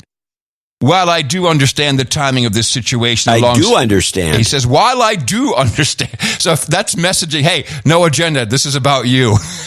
He's messaging us. While I do understand the timing of this situation alongside the biggest story on our organization's history is confusing and very easy to come up with conspiracy theories, I assure you, Curry and Dvorak, we are still in no way and never will be brought to you by Pfizer, nor do we have any political preferences for any candidates running for office. Yeah. Oh, man. Hilarious. He never said they were brought to you by Pfizer. No, but You suggested that they were being pressured by Pfizer. It's okay. I love him. It's fine. I'm okay with this. I'm okay. And by the way, to suggest that someone's being pressured by Pfizer is not a stretch. I don't care who it is. Pfizer has got their tentacles in everything. They're pushing just to save themselves, for one thing. Yeah. They've got to do it, so they're doing it. That's right. I mean, Martha Stewart doing an ad for Pfizer? I mean, come on. I think there's your giveaway. Is it just me, or did it seem like all the Super Bowl ads that had celebrities, they were just it's not interesting anymore. Let's bring that point back. Not interesting back to the anymore. Super Bowl. Yeah. What was with these ads and celebrities? and I have watched these Super Bowl ads for since day one. Yeah, top-notch celebrities. They peaked in the late 90s during the .com era, and that's when they got this reputation for being, this is a Super Bowl ad. Look at people spending all this money. Those ads were about $500,000. These ads were $7 million for 30 seconds. And there are always a lot of beer ads because the beer companies can rationalize it. But then these other companies, and I can't remember the ads. All I remember is they were chock full of celebrities, like 2 or 3, 4, or 5. 3 or 4 in one spot. Yeah. Yeah, 3 or 4 or 5 in one ad, and they're all loaded up, distracting from the message. The messages, I didn't see any creativity in any of these ads. And in fact, I can't remember except the Budweiser ad. And only thing I remember, and I mentioned this on the DH Unplugged show, is that Tony Romo was on one of the Budweiser ads. I don't even know Bud Light or Michelob, I can't even remember which. And he's always been the traditional spokesperson for Corona. He's sold out. Wait, wasn't there an ad where he was showing the 2 different beers, and then he said, "No, this is an ad for Corona." That was the payoff, and which clearly failed massively.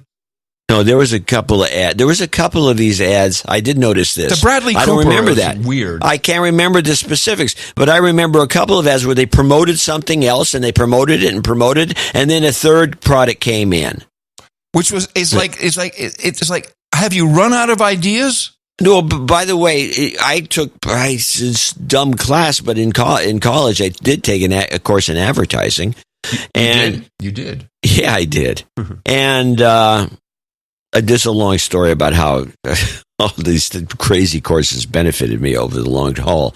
But one of the violations that's very well noted is you don't promote you don't even mention the other products in an ad. It was Blue Moon. Because it puts a frame of, gets in your brain. Yes. And you get confused at the end. Say, was that ever stupid? Because it's wrong. It's wrong. It's wrong. Everyone knows it. It was Blue Moon. Thank you, Troll Room. Like I thought you even were just with suggestion of Corona. I thought it was Corona, so it failed. And then Bradley Cooper and who was he playing again? Like we're flubbing our lines. Dumb. Oh, with his mom. Yeah. For I remember that one. It was T-Mobile. T-Mobile. Right. And it was like it was dumb. Yes. It was just dumb. I mean, every ad was dumb. These ads were stupid, and they just spent all their money on celebrities. Yeah. Instead of writers. Hello? Yeah.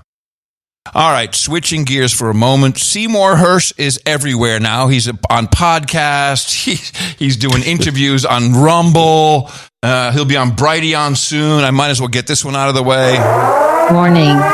Amy Goodman clip inbound. Full interview on Democracy Now!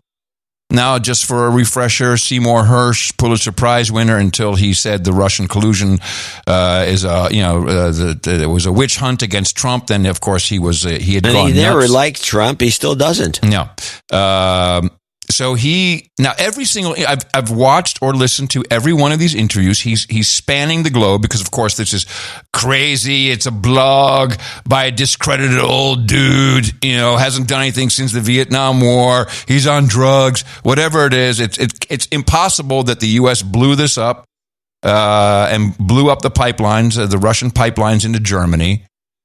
And so there's nothing. He says nothing. The only thing he repeats is, I was just deconstructing the obvious, but just a little 43 seconds from his interview with Amy on Democracy Now!, the War and Peace Report, caught my attention. And at this time, we've got a Democratic president, that has done some good stuff domestically, but I can tell you, I'm not understanding the total commitment to Ukraine, and I'm not understanding what I read, because obviously I have access to a lot of people who see things. I've been doing this, Amy, and I've been doing this, writing about COVID activities for my that old 300 years. Anyway, the bottom line is... Let's not do shtick, Seymour.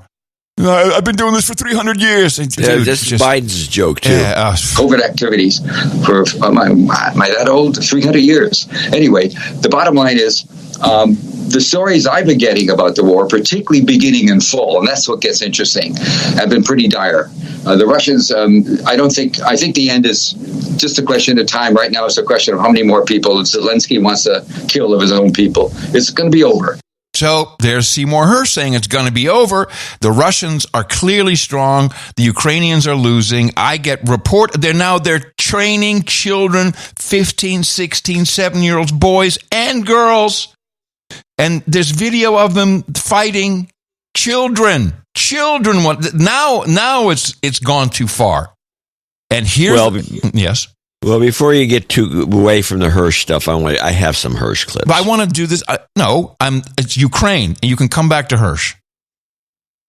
And this is all right. This is all about Ukraine, but it leads into Queen Ursula. And Queen Ursula released so this is still all about Ukraine, which Hersh is as well. She released the 10th package of sanctions against Russia. 10. So because the other 9 work so well, here's the 10th. And she went through all her points. I edited it all out, except for the one that, of course, I wanted to shove in everybody's face. We now have in place the toughest sanctions ever introduced by the European Union. And we have to ensure that they are strictly applied. Therefore, our 10th package introduces new measures to prevent circumvention. And this is my 4th point. We will track oligarchs trying to hide or to sell their assets to escape sanctions. And together with member states, we will set up an overview of all frozen assets of the Russian Central Bank held in the European Union. We need to know where these are located and how much they are worth. This is crucial in view of the possible use of public Russian assets to fund reconstruction in Ukraine. Exactly what I said was going to happen.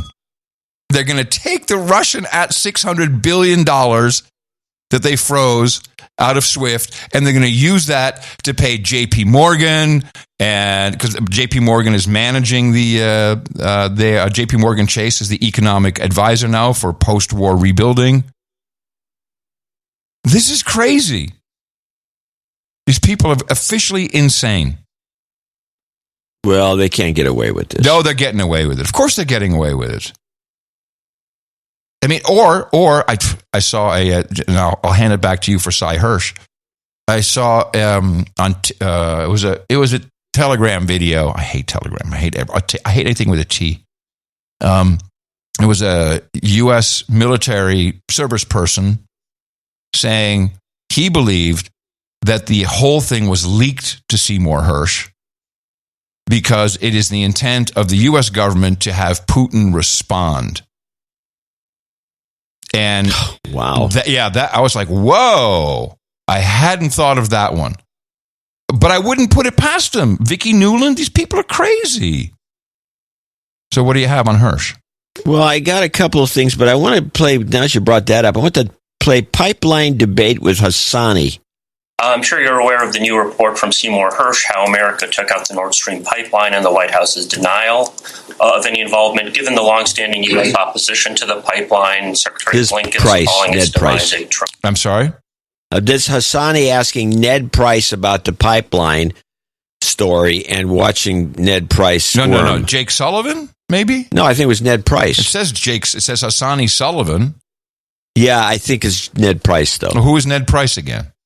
Ned Price is the spokesperson for the State Department, I think. No, I think that's Sullivan. Defense. Well, I think this is Ned Price. All right. I'm sure you're aware of the new report from Seymour Hersh, how America took out the Nord Stream pipeline and the White House's denial. Wait, stop.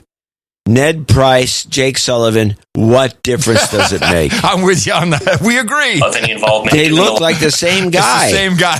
I'm sure you're aware of the new report from Seymour Hersh, how America took out the Nord Stream pipeline and the White House's denial of any involvement, given the longstanding U.S. opposition to the pipeline. Secretary Blinken's calling its demise a tremendous opportunity, and Undersecretary. Didn't we play this on the last show?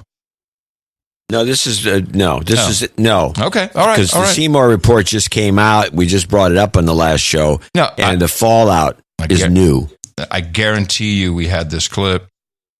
Well, it's possible, but here it goes. State Newlands saying that the U.S. officials were pleased with the construction of the pipeline, and especially the Sweden secretive investigation. Do you think the U.S. government's denial of involvement is credible? I absolutely do, and I repeat it here. Anything else? Let me follow up on that, if I might. Have you or anybody else at the State Department been in communication with German, Norwegian ambassadors or other allies or officials on this matter? On the matter of Nord Stream 2? On the matter of the latest allegations, which give a fairly, I mean, it's an anonymous source. It is a fairly it would not be it would not be typical for us to engage allies and partners on something that is utter and complete nonsense and that should be rejected out of hand by anyone who is looking at it through an objective lens. Yes, go ahead. One more aspect on this. One of the allegations that Hersh makes is that it was taken off the CIA in order to prevent involvement, oversight as a covert operation. Did you read the piece? I'm familiar with it.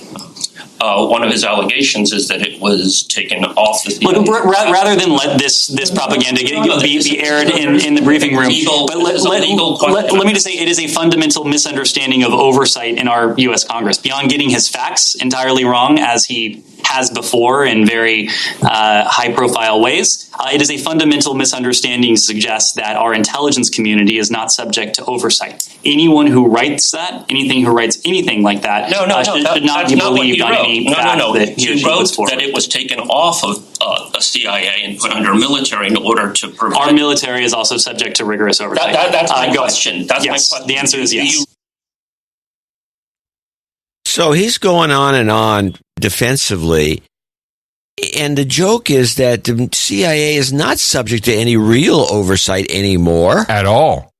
And the military isn't either. They admitted not telling Trump about the balloons, for example. Let's get an audit of the Pentagon. Yeah.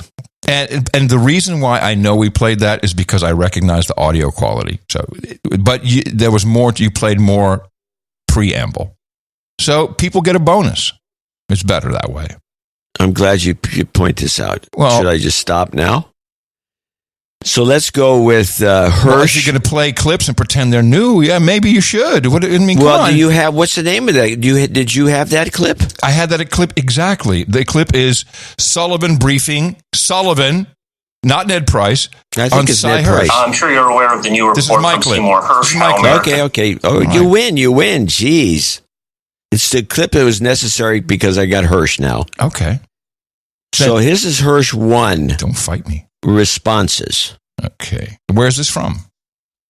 This is from Democracy Now!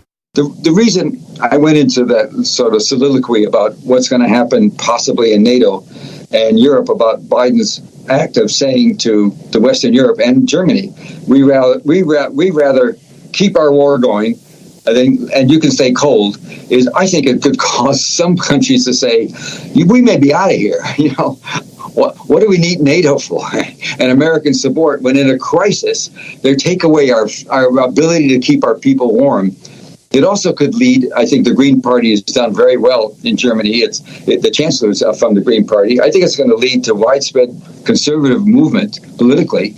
And the one thing we did after World War II that was fantastic was we rebuilt Europe into a modern democratic plurality political society.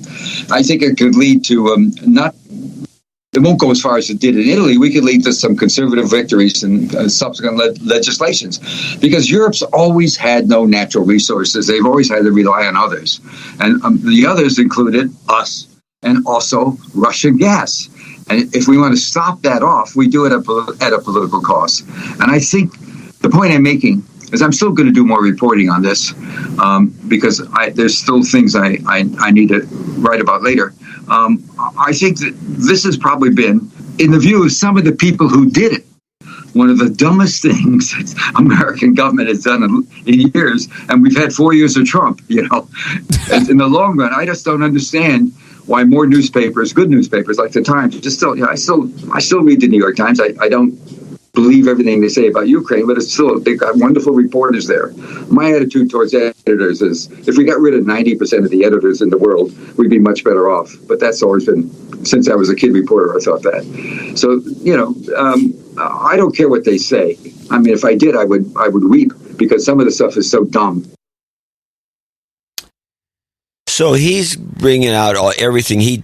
The first show he did was actually Mark Ames's blog podcast. Mm-hmm. Yes. And Mark Ames used to write for the Pando Daily, and Daily. Forgot about them. And he used to be the partner with Matt Taibbi in Russia. Right. And Mark Ames and Taibbi got into a beef over something, and they don't even mention each other anymore. It's very strange. And I thought Ames was going to do a good job, but Ames was just he was like a suck up, a starstruck. Yeah.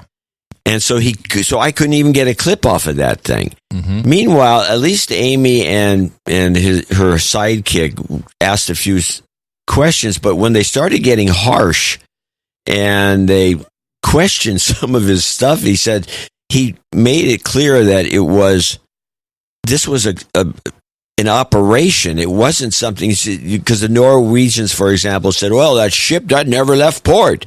And he said, well, and there's a couple of essays written. Somebody sent one on No Agenda Social saying, hey, look at this.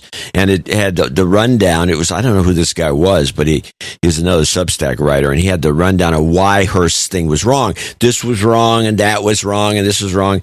Ignoring the fact that this was all had to be covered up, so it would appear to be wrong, of course. Plausible deniability is part of it. And so Juan Gonzalez asked him some nasty question about the ship not being in port, and Hearst goes off the rails with a Nicaragua story, which I don't know what the point was. It was like, I think the point was, look. I've been doing this long enough where I know a lot of stuff that doesn't get printed, and I have good sources, and I double check. He made it clear with Mark Ames that he has 2 or 3 sources for everything, even though that may or may not be true. This Nicaragua story, I just thought was the most fascinating kind of off-topic little story that was just like, I don't know what the point of it was. Was it something he's always wanted to get off his chest? Or is he calling the CIA a bunch of douchebags? I'm not sure, but let's play this. Let me tell you something about Nicaragua you don't know. One of the things that happened in Nicaragua, the CIA guys operating there would thrill and get excited. There were speeches there, and even in the worst of times, in the Sandinista movement, they would go in their little motorboats off the beaches and shoot flechettes into the beaches and have a contest to see who. I shouldn't say the latter. They would just shoot and know there were casualties. They would just do that and have a lot of fun talking about it and bragging about it. I mean, that's the kind of stuff you get to do when you have a COVID operation. Oh, I totally understand what he's saying. CIA are a bunch of dicks. That's what he's saying, and that's an interesting thing for him to put out there. They might get mad. They might get mad about that. Yeah, I can't see it any other way. Said they went out there with some shotguns or whatever filled with flechettes. Yeah. Little party. And they were just shooting at people on the beach and killing them. I totally believe that. It's a reminder of the scene in Schindler's List, where one of the creepy guys up there in the tower, and he just picks off a few prisoners for just randomly, just as a joke. Very, very cold-blooded kind of thing. So that was the whole Iran-Contra, right? Yeah. Yeah. Exactly. But they were so gung-ho and so happy. See, that's why when Congress said, no, we're not funding that anymore, that's when they went, well, but we're having too much fun shooting shit at people on the beach. What are we going to do? I know. Let's get some drugs. We'll take the drugs back. Call Bill Clinton. We'll take it back through Mena, Arkansas, and then we'll take it to Los Angeles, and we'll chop it up. We'll turn it into this new thing called crack, which is really cheap, and we'll kill black people. It's going to be a bonanza. And that's why Gary Webb wound up shooting himself in the head 2 times with a gun in his left hand. We've been through this a couple times. I mean, the story. Nah, it's sad. Yeah. It's sad. And just so what Cy Hirsch is saying. But anyway, he was all worked up because the question that was asked was about the boat. And Hirsch you could hear at the beginning, he was not happy with this question. He was mad, and he gave him the story. You kind of got it. I think it was just like a crazy story, but it was as if, hey, look, this is what goes on. You don't know what's going on, is what he's trying to say to the guy. To Juan Gonzalez, who always likes to welcome the worldwide audience for that for Democracy Now! The worldwide audience, because we're on the internet, I think you're right. I think that Hirsch is mad that the story's being, he's being written off as an idiot, as a kook, as a Trump lover, which is why he slipped that in. We're dumb. We had 4 years of Trump. How dumb was that? So he's slipping that in to get all of his druthers out. And I think he's really mad. He sees it. He knows that CIA is running our country, have been, maybe not during Trump. That was probably DIA, Defense Intelligence Agency, which is why the Defense Department has been neutered. And it's obvious who ran Obama. It's obvious no one's run. Joe is barely walking. He's barely stumbling. It's all an op. And I 100%, I said it. 5 by 5 believe that it's CIA. CIA. All right, so back to the situation. Richard Engel, we all know what he's about from NBC. He has a little report here about the Ukrainian situation. Ukrainian tanks on the front lines are running out of ammunition. Commanders say stocks are so low, they now only shoot when they can see their enemy. Nice effect. I love the cruise missile effect and the AKs in the background. So they wait. Just stop there. So they're only shooting now when they see their enemy. What were they shooting at before? No, just willy nilly. I don't know. That's what it sounds like. Yeah, just wasting bullets. Yeah, tanks on the front lines are running out of ammunition. Commanders say stocks are so low, they now only shoot when they can see their enemy. We use as little ammunition as we can, but still it's disappearing, says a battalion commander codenamed the Saint. Can you stop this Russian offensive? The Saint? It's like wait a minute, stop again. Why does he even throw that into the report? Who cares what his code name is? Yeah, it's like the Ghost. Remember the Ghost? Turned out to be phony. The jet fighter, the Ghost. Was a good one. So that's why, this is Richard Engel. Code name the Saint. That may be just some message that's got to go be heard by someone. On NBC. Named the Saint. Can you stop this Russian offensive? Now we can only hold them off, he says, but nobody knows how long we can keep doing it. Their equipment is just too old. Russia still produces ammunition for its Soviet-era tanks and has huge reserves. But here in Ukraine, tractor mechanics are keeping the old machines running. Wait a minute. What did we send over there that they need tractor mechanics? And scavenging from destroyed Russian tanks until help arrives. And it's not just tank rounds. NATO is now warning Ukraine is using so much ammunition of all types that Western allies cannot provide it fast enough, with new orders taking up to 2 years to deliver. I think this is a setup. The setup is it's got to end because Volodymyr will be the hero by saying, okay, I've got to stop. There's too many of our children are being killed on the battlefield. Yeah, that he sent. Yes. Well, hold on a second. There's another gotcha in there. Mm-hmm. How long has this war been going on? 1 year. How does it take 2 years to deliver any orders of ammunition? Because we have to go wrestle it from the IRS. But wait. If they ordered it a year ago, they wouldn't get it for another year, so they don't have any ammunition from the way this logic goes. Oh, if it takes 2 years to get the ammunition and they've been fighting for a year, where'd all this other ammunition come from? From our forts and bases around our country and around the world. Well, what's this 2-year delay? What are they talking about? Was that new ammunition? They only have old ammunition? This is bull crap. I think it signals the end. The end has to come. We're going to use the Russian money to rebuild. JP Morgan Chase is already in place. And this whole thing turns out to be really about, I think, ultimately control of the EU, kicking Germany to the side. I mean, just go back and review. The Nord Stream pipeline is owned 51% by Gazprom. The Dutch company owned part of it. There's 3 other companies in countries that own this pipeline because the Germans were living it up. They had a beautiful system. We get cheap gas. We are the powerhouse of Europe. It's their money that cheap energy. Cheap energy. They were the powerhouse of industry. They would turn around and sell Mercedes-Benz and BMWs back to Russia. A very good relationship. They were able to sell excess energy, gas, whatever, to the rest of Europe because they couldn't even use it all. It was Helmut Kohl, the former chancellor, who was on the board of Gazprom, who was saying, you got to shut down that nuclear. I mean, that's bad. No nuclear. It's got to be gas.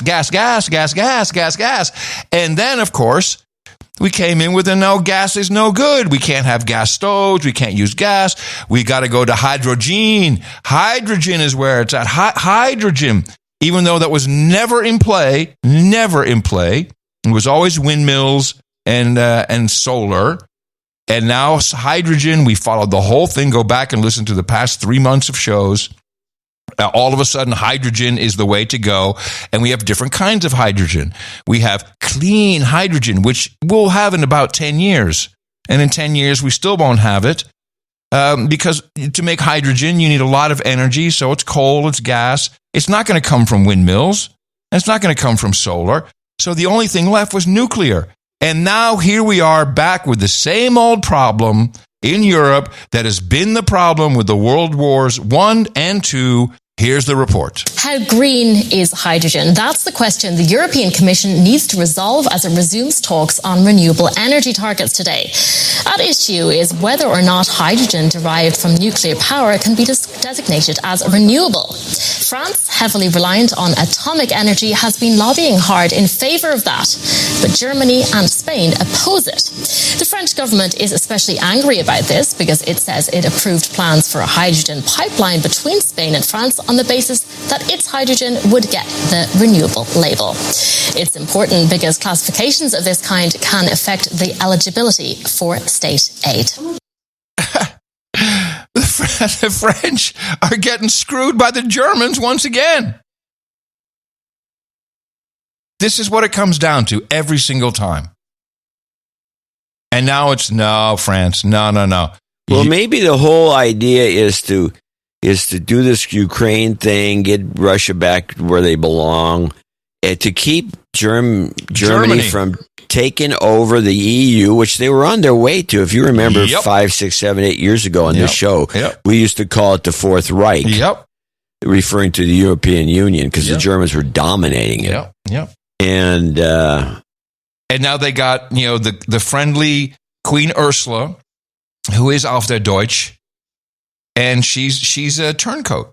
She is a saboteur of the German economy. And the funny thing is, the Germans themselves have been mind controlled into believing gas bad, nuclear bad. Well, to shut down nuclear power plants is an example of that's dumb. Yeah, they all were told it's bad. We can't have it. It's no good. I mean, this goes much further. This is not even about Russia. This is about control of Europe. I think the United States wanted a large modicum of control. See Ted Cruz he's intimately involved trying to get the liquid petroleum gas business from the U.S. We can't ignore Turkey, which had a lot of pipelines, was positioning to become the new conduit for oil and gas into Europe. now, 41,000 people dead in this earthquake. I mean, there's big moves going on here. And what are we doing? Look at that balloon. Maybe that's what we're supposed to be doing. I think we're doing a good job. And with that, I'd like to thank you for your courage and remind everybody there's a lot more show after this donation segment. Only one once again today. And thank you, the man who put the C's in COVID cardiac arrest. Please say hello to my friend on the other end, ladies and gentlemen, Mr. John C. DeVore. Good morning to you, Mr. Adam Crane. Tomorrow, ship sea, boots of ground, feet in the air, subs in the water, dames, nights out there. In the morning to the trolls in the troll room there's a couple of horrible trolls in there. And I don't know, I tried kicking them out. My kick command doesn't work anymore. I don't know. Someone removed my power. I can't kick people out of the troll room anymore. I used to have so much fun doing it. My God mode has been revoked. I blame Darren. That makes no sense. See, free troll chimp. That's the guy. Like, kick that guy out. Whoever that guy is, get rid of him. What's he doing that's wrong? Oh, N-words, F-U, that kind of stuff. It's just annoying. It's annoying. It's a troll room, which is fine, and I like the trolling. The trolling is good. There we go. And he got kicked. Thank you. There you go. All taken care of. It's unnecessary. We don't need that. It's not helpful. You can troll whatever you want, but just no one needs that. I have the power. Let's see how many trolls we have in the troll. I don't have the power. How come? How did I get shorted out on this deal? Well, you want God power in the chat room, I can give that to you. Well, I don't even look at the chat room, so that's my point. Let's count them. Let's see how many we have in there today. Let's see what we got. We have 2,003 in the troll room today. How's that for a Thursday? Is that okay? Is it 2002 on a Thursday? 2003. Yeah. Oh, 2003. That's actually quite good. Well, until I kick that guy out, and all his friends are going to leave. No. Who knows? You okay? Yeah, yes, I don't want to. Yes, I'm okay. Okay. I have an emergency surgery scheduled for tomorrow, unfortunately. Tomorrow? Yeah. For my something has to change in my bone growth and my lower things. It's disgusting. That's what I said. So I'm slissing. I'm all over the place. I know you can. I can't hear it. I hear it. It bothers me enough. So, all right. Well, good luck on that. Yeah, thank you. You can join us. No wonder you're grumpy. I'm not grumpy. I'm not grumpy at all. You're the one that's grumpy. What? See? You're the one that's grumpy. Oh, well. You can check out the art. No, let's first remind everybody that you can also, besides being in the troll room, can follow us on noagendasocial.com. I went around noagendasocial.com last night. I was just looking at the full feed. It's okay to post memes and everything, but if you're posting screenshots without a link, my ban button is itching. So I'm warning people, if you're going to post, we spend a lot of time in No Agenda Social. This is where we get your producers. This is not your playground. We're producers. You're producers. So when you're posting stories, this is very helpful. If it doesn't have a link, if it's just a screenshot because you're lazy, it's not helpful. So please. But if the screenshot alone is funny. It never is. A meme? I've done it. I post screenshots. Yeah, but of memes and stuff. But okay. Then I'm going to kick you out. I'm going to ban you. Okay. Is that what you want to hear? I've already banned you from the chat room. You can follow. I'm not in the chat room. See, because you're banned. You can follow Adam at noagendasocial.com or John C. Dvorak at noagendasocial.com. And we want to thank everyone who posts something of use there. And then when you're sending emails to us, if I thank you for sending something, it doesn't mean you can have a conversation. It doesn't mean that you can, hey, let me talk to you about my birthday. No. It's very busy these days. The Rogan effect is on. It's a lot of email, a lot of postings. So let's keep it tight, everybody. Is exactly what we say to the artists who always come up with at least one winning piece for us to choose from. and they post that live during the show to noagendaartgenerator.com. And we thank Nestworks, who brought us the award-winning art. This was the giant heart. Now, it was, of course, the Valentine's show. So we were looking for something that would be sweet, that would be relevant, that would be about, Valentine's Day. We do like that. We're a little traditionalist that way. And so Nestworks came up with a giant balloon heart and kind of the Simpsons cloud spelling out no agenda. I thought it was quite nice. It was sweet. There was other things to choose from, but we both liked that. And was there anything else that we had taken into consideration? Yeah, actually, there was a lot of arguments about this art and the other art and what we wanted. Do we want balloon? Do we want Super Bowl? There was Super Bowl stuff, but we wanted something to do with Valentine's Day, so it had to have that. I like the Best Price by Tantanil with the balloon satellite plane things, but then again, you mentioned it was too small.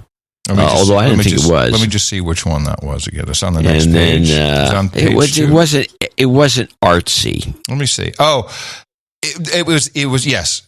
It was between that one and the Nestworks heart. Was funny, but it was just kind of plain. Then I noticed that Roger Roundy did his Any Given Sunday, did a Super Bowl thing, which has a lot of humor in it. Yeah. But we didn't talk that much about the Super Bowl. We talked more about it today. Yeah.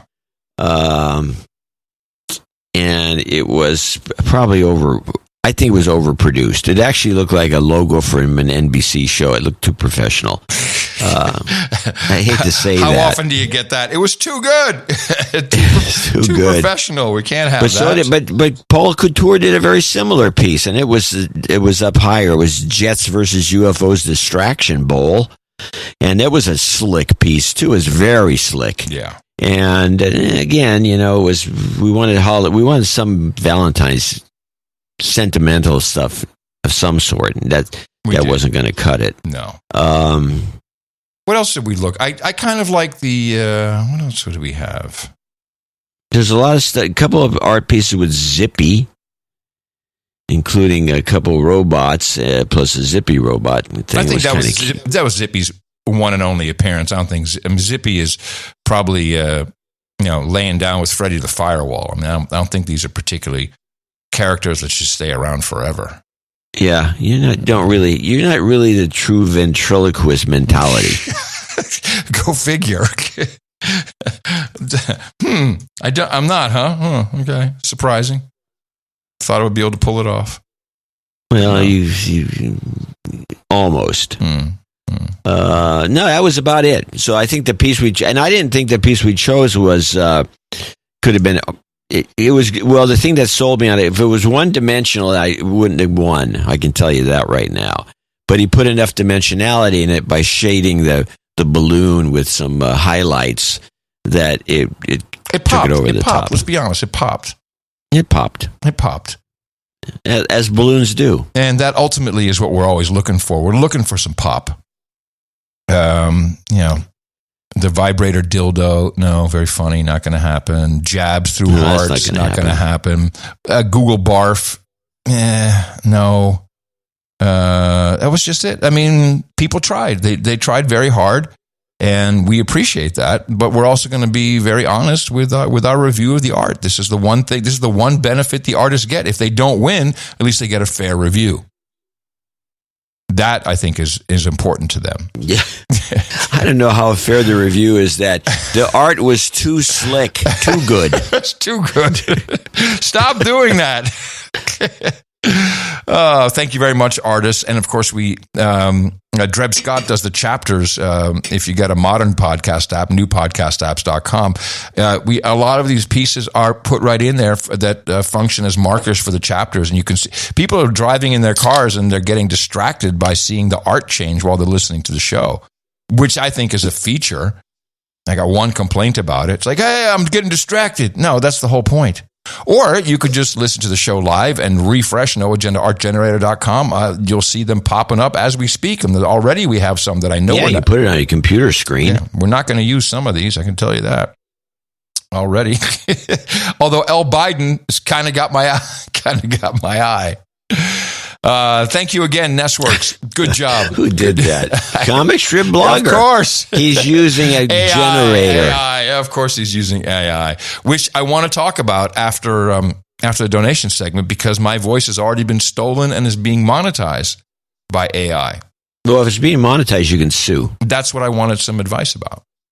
Yeah, there's no doubt about that. Okay, I'm looking forward to the lawsuit. It's always fun. Lawyers never win in that situation. So those poor lawyers, you should feel sorry for them. They never make any money. I know.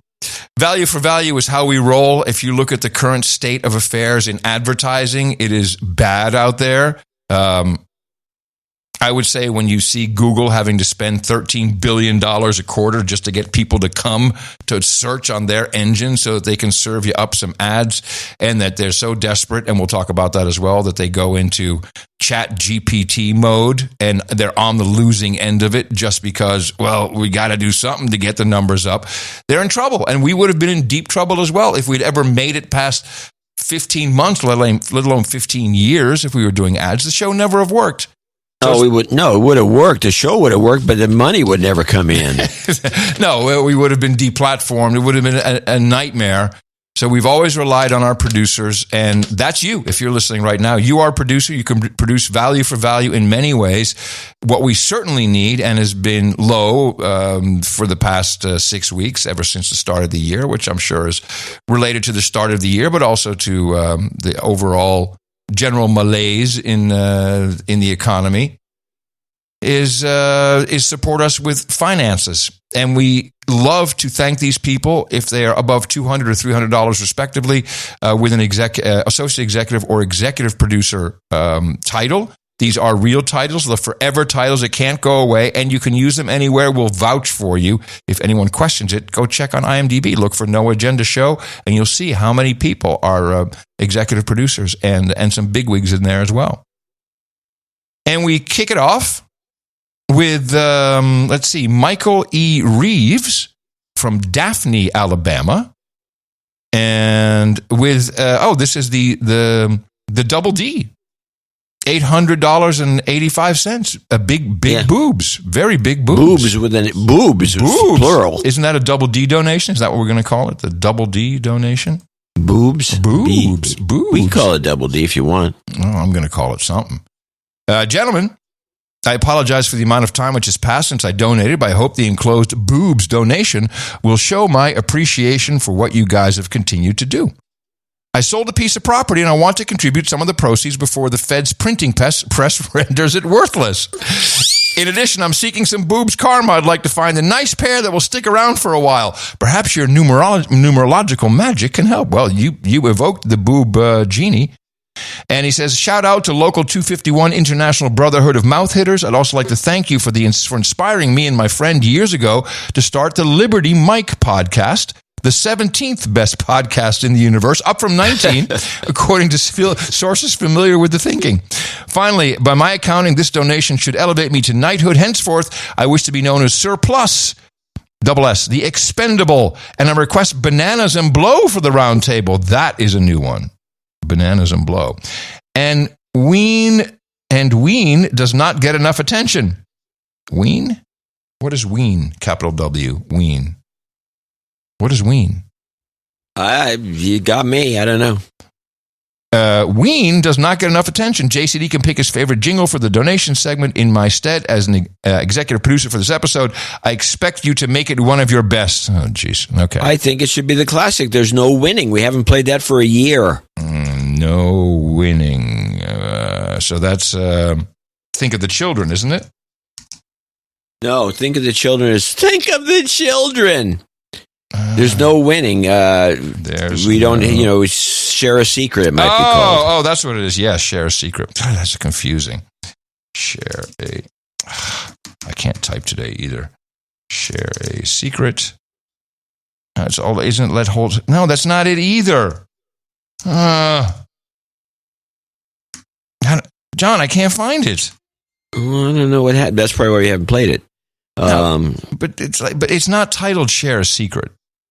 It's not. There's no winning. There's no. I have competitive. There's no competition. Winning. I have no win. We need to stop the show. We need to find this jingle. Oh God! There's no winning. Let's hold hands. Maybe hold hands. Hold hands. Hands. No. No. Competition. Look at the word competition. This is horrible. No, it's not in What? How can this be? I'm sure it was secret. Something. Hold it. Secret. I'm going all the way down. Now, why don't you read the next one? I'm going to give him a karma first. I'm going to keep looking. I will find this. Here we go. It's pissing me off now. You've got karma. There's no winning. All right. Well, while we're waiting, yeah, really. Dame Salty's up on the podium here of Manchester, New Hampshire, contributing $500, and she is now a baronetess. Ooh! Happy Valentine's Day. If possible, play "We Don't Talk About Brandon." We don't talk about Brandon. Yeah. There's a clip that it's a song. It's end of show mix. We don't talk about Brandon. Remember that? Oh, I don't even recall it. Yeah. I need a good earworm. Love, karma for all, and thank you for your courage, Dame Salty. You've got karma. Is it share a secret? Maybe. Let's all hold hands. Now, it's got to be titled something else. This like is hold hands. It's gone. It's just gone. This is very distressing to me. Then I would recommend since we got the Brandon thing coming up anyway. No, I can't find that either. I can't find that. How about Let's Go Brandon? That's my pick for our friend Michael. Okay, what's this? No, that's not it. This is not a good day. How about See the Juice? We can get that, I'm sure of it. I got this. Let's go, Brandon. At least I got something there. All right. Well, I'm going to do the next one. Good. We're on to Michael Day. Fuquay Varina, North Carolina, $400. Thank you, Michael. This donation is a split between myself and my keeper. Oh, $200 for her, $200 for me. Well, this presents a problem. So, do we make them both associate executive producers? What's her name? I'm just saying that this is what he's done here. Well, you can just say Michael Day and wife. Okay, so all right. And keeper may not be married. Okay, so Michael Day. All right. She already has over $1,000 in donations, and this one sends me over the top as well. It looks like they're going to be damed and knighted together. My wife refused to get vaccinated for work last year, and I was proud of her at the time. She kept her job, but it was stressful for a while. Today, I was even more proud of her. She was refused an examination at the doctor's office because she refused to wear a mask. She was upset, but did not waver. She stated her case, but was told to put on a mask or leave. She was not belligerent and left the doctor's office politely and quietly. Most people may think that wearing a mask is a simple task. Why fight it? But we have to push back at some point or they will never stop. Ow. If we do what we're told, we will always be told what to do. Good point. Ooh, nice That's saying. a good one. She may want to change her name, but I would like for her to be known as Dame Kelly the Resolute, and I would like to be known as there it is. Sir Dame Mike Kelly the Resolute. And Sir Mike the Fortunate. So they're both on the podium today. You two have been helpful to both of us. Sincerely, Michael Day. Thank you very much, Michael. We'll take care of that for you, and we'll put you both in the in that executive producer spot. How do you get an examination at the doctor's office with a mask on?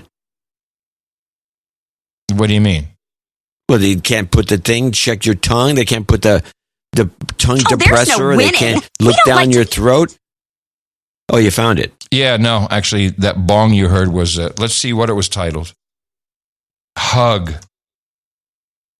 Was it Hug? Oh, everyone hug and shares? No, I don't see it. Yeah. Here it is. Oh, there's no winning. We don't like to foster a competitive atmosphere, but we laugh a lot. Now everyone hug and share a secret. All right, so I'm renaming this now. Thank you, Darren. I'm renaming this now so that we will always have it handy.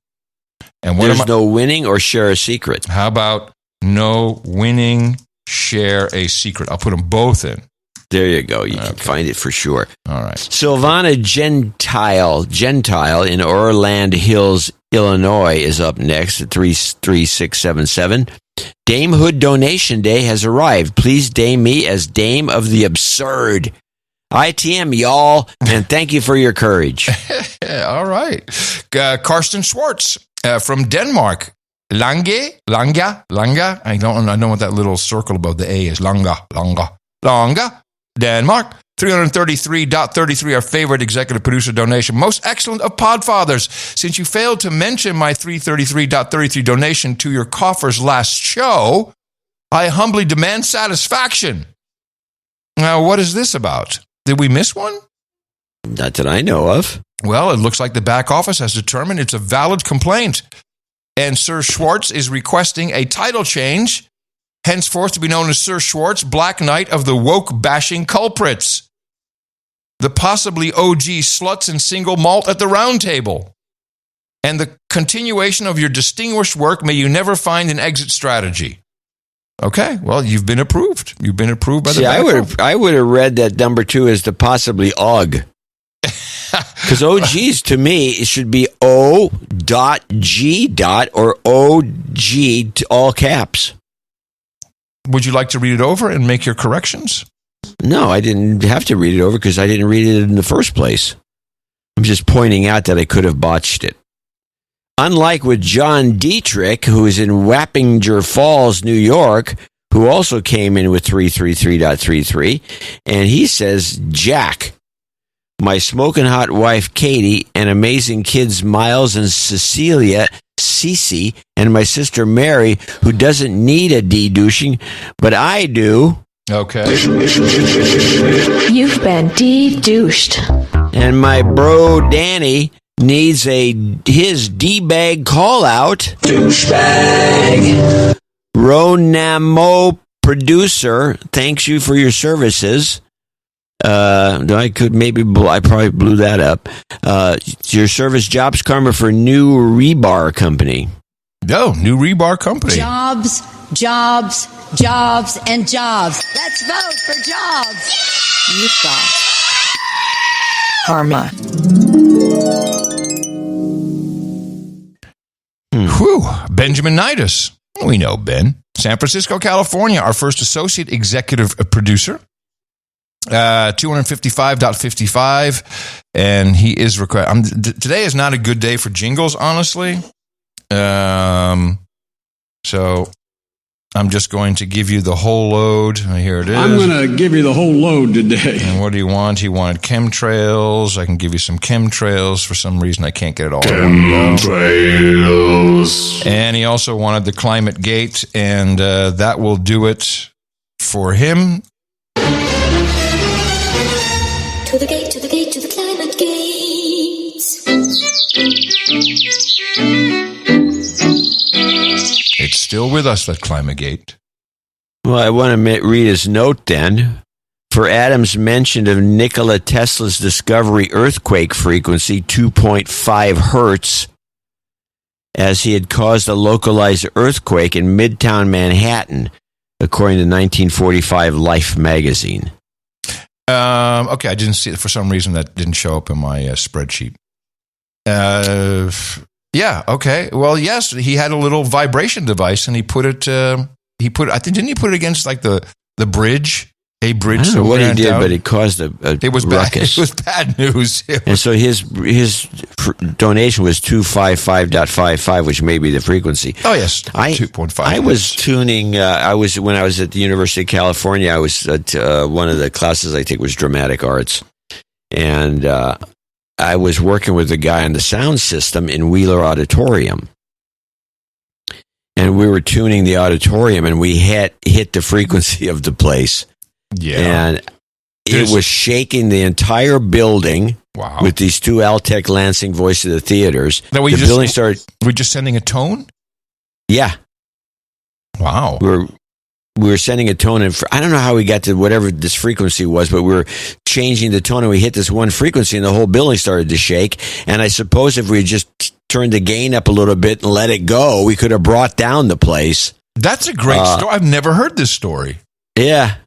I know it was like shocked the two of us. We turned this thing off immediately because there was like stuff falling on us. But that's in the 2.5. It's really low. It's a low frequency. Yeah, no, this was not. I can guarantee this was not 2.5. No. It was something around 25, 30 hertz. I think. Well, this is the concept of an opera singer who produces the exact same frequency of the glass to glass shatters, which is real. I mean, it does. It can happen if you have somebody who can do that. Yeah. It's usually don't experiment with this at home, kids. It's not a good idea. You can do not get a tone damage. Yes, do not get a tone generator and big speakers. It's not a good idea. Well, the human body has a frequency too. I mean, there are weapons that develop these low notes. I think they're like 12 cycles in that vicinity, and it starts to rip apart your guts. This is being used in some cases to nuke cancer cells, and in the helicopter world, we have something known as the ground resonance. Right. This is and chopper blow up right there in the spot. It disintegrates. You can look at this on YouTube. Ground resonance helicopter, and you'll see. It's a condition you get into, and if you have one skid off the ground, and you're not, there's a way to recognize this condition. If you don't know it, the helicopter disintegrates within seconds. It's crazy. We need to have more fun with that. There's a lot of things you can do with sound, kids. That's right. Fun with sound. Destroy your body. Oh, yeah.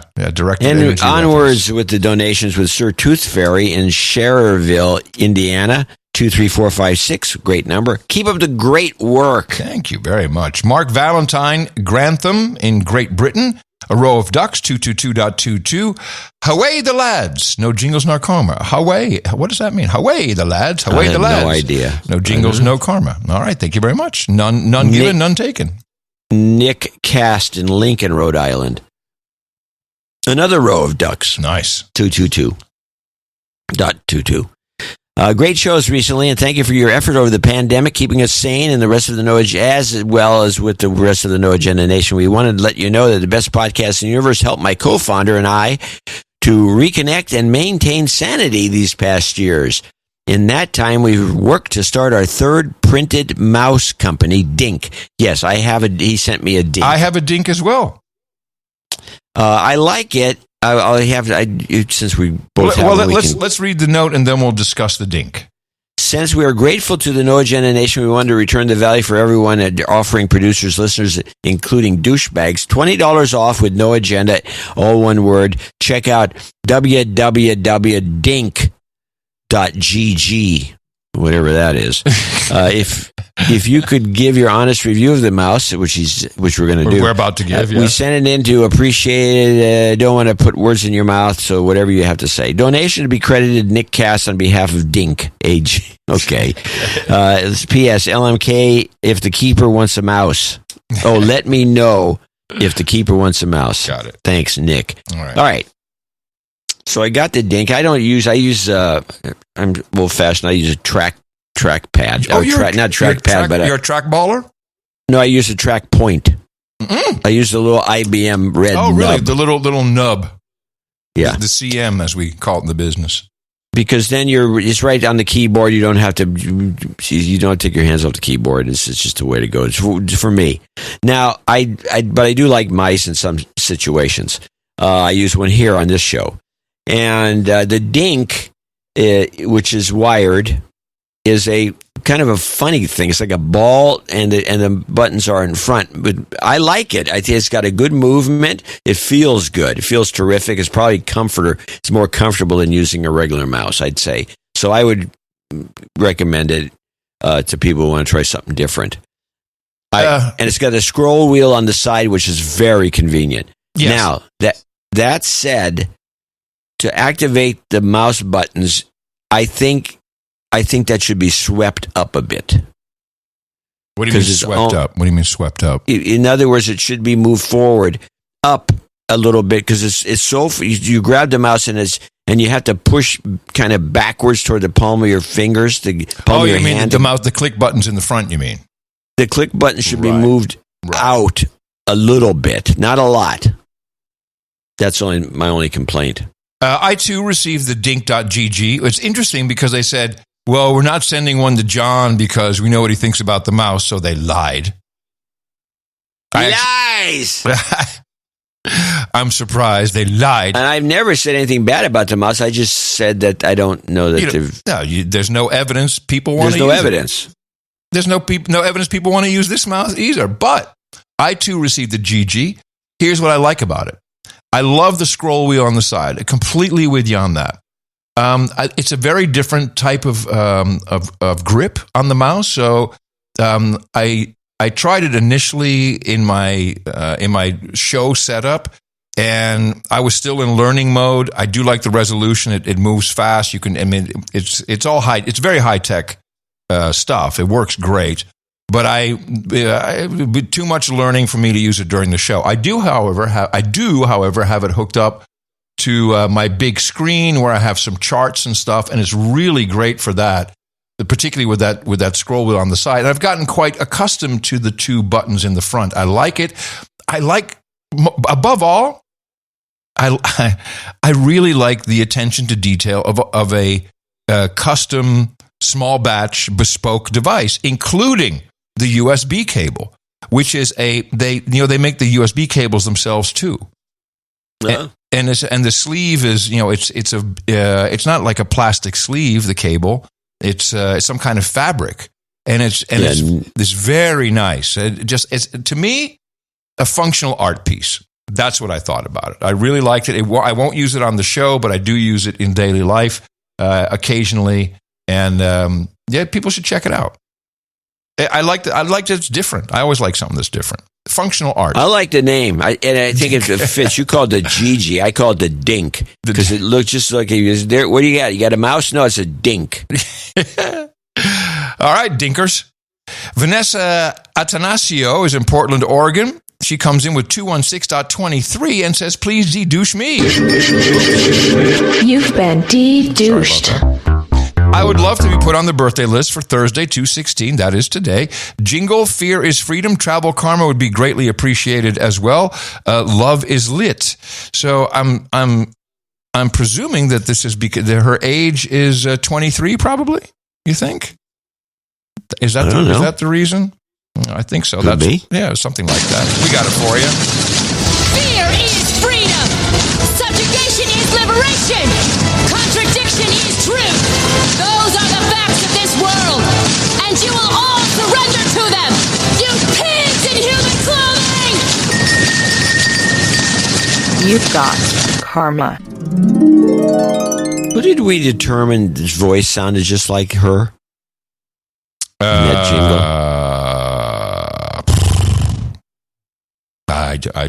I don't remember. I don't remember either. Seriously. But I remember us doing it. You did side by side. It was the same voice. Yeah. So we go to Rachel Lopez in San Bernardino, California. Hello, John and Adam. Donating as a happy Valentine's Day gift to my darling husband, Daniel Rodart. We just had our first human resource 3 weeks ago, and he's already an amazing dad. Really? The kid is already?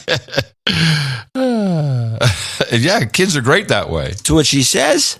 Isn't that great? I love you, XOXOX Rachel. Please de-douche. She also has it down like this. Please de-douche Reverend Jackson, which I don't think that's what she wants. She wants a de-douching. And then hold on, let me do de-douching. You've been de-douched. There we go, de-douching in place. Then she wants a Reverend Jackson. I don't know what that is. She means Reverend Manning. She means Reverend Manning. Probably. JB's whole load and you know. There's no you know. You know. We have... Just do it. Do it. You say I'll do the more you know. How about that?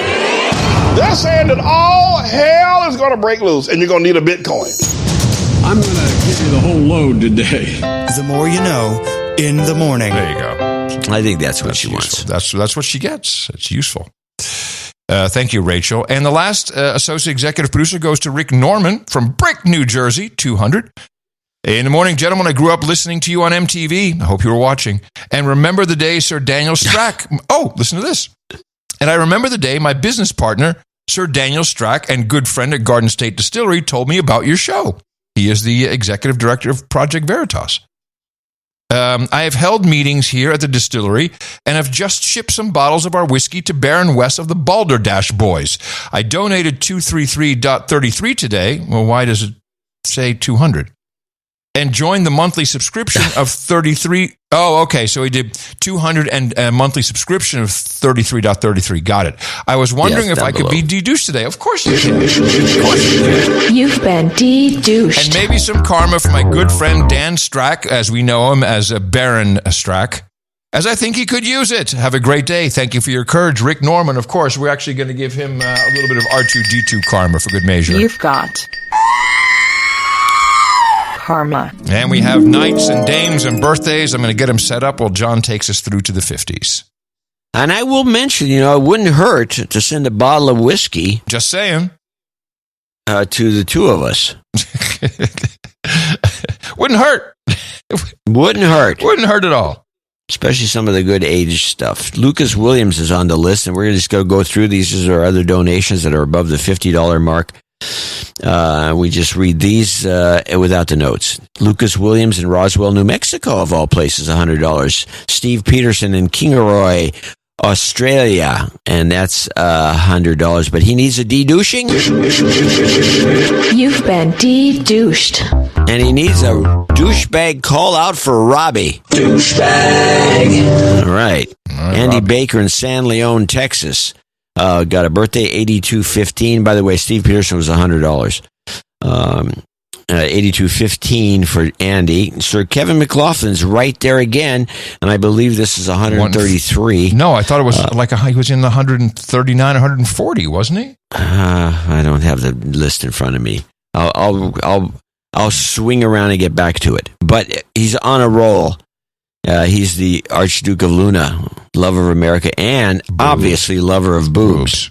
Josh Buford in Midlothian, Virginia, also 8008. Oh, and there's Robert Umberger in Langhorne, Pennsylvania, also 8008.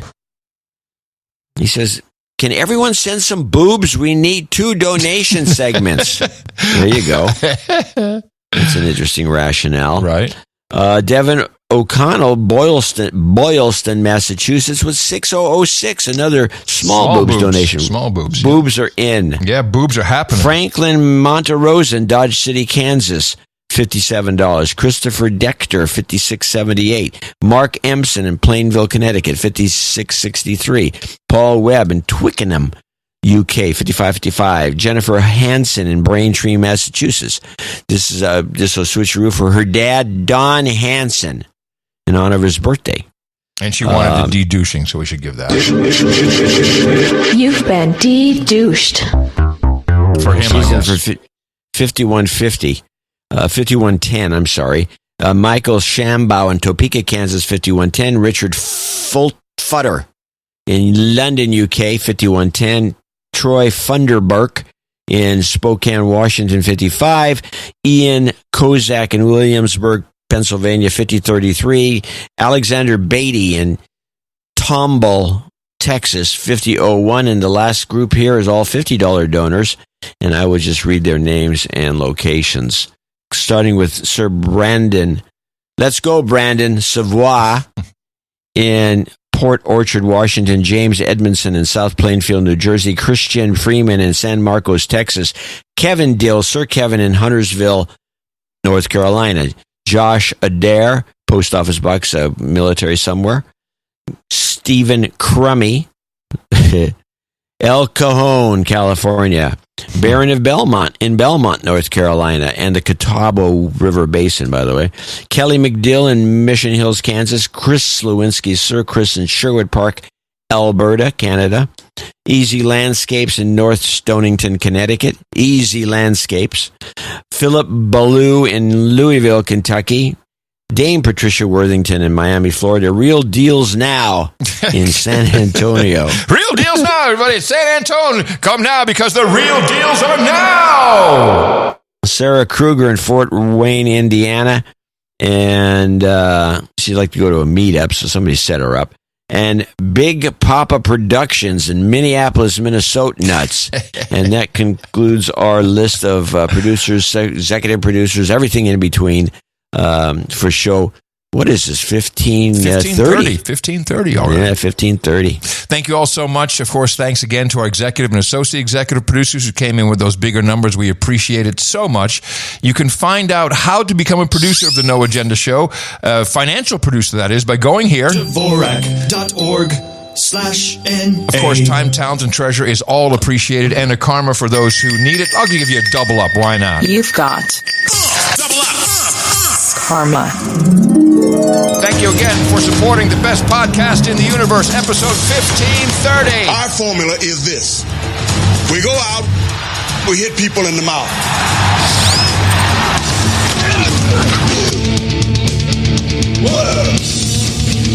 Order. Shut up, slave. Shut up, slave. It's your birthday. And we love celebrating everybody's birthday. And Andy Baker had his birthday yesterday. Vanessa Atanasio celebrates today. Jennifer Hansen wishes her dad, Don Hansen, a happy birthday. He'll be celebrating on the 20th. And Douglas Engstrom wishes his son, Finley Engstrom, a happy birthday. He turns 10 on February 22nd. Happy birthday from everybody here at the best podcast in the universe. It's your birthday, yeah. Title changes, turn and face the slave. Title changes. Don't wanna be a douchebag. And we have one title change. This is Dame Salty, who tops her initial donation, now becomes a baronetess after the knighthood, or the damehood, I should say. Congratulations, Dame Salty. Thank you very much for supporting the No Agenda Show. We have 2 dames and 3 knights. I'm going to bring them all up on the podium. If we can have draw our blades, please. Here's the 2 and 3 blade. Well, that's a weird balance on that thing. Yeah, it does. I rarely use it. Okay.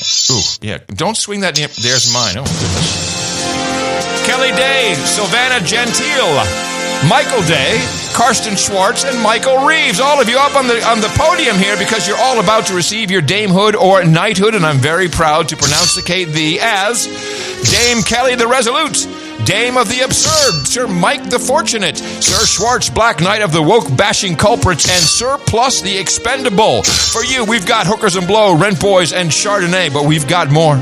We've got Bananas and Blow, Sluts and Single Malt. It's a great selection today. Rubenesque Women and Rosé, Geishas and Sake, Viking and Vanilla, Bog Hits and Bourbon, Sparkling Cider and Escorts, Ginger Ale and Gerbils, and of course we have the standard fare, mutton and meat. Thank you so much for this. We appreciate it. Go to noagendanation.com/rings if you want to see what you're getting, or if you just want to aspire to that. That's where you can check it out. And those who are on the podium, that's you. 5 of you. Please send us the address where we can send your handsome ring to, as well as your ring size. And we'll add to that some wax to seal your important correspondence. And, of course, you'll get your certificate of authenticity. And thank you for supporting the No Agenda Show. No Agenda Meetups.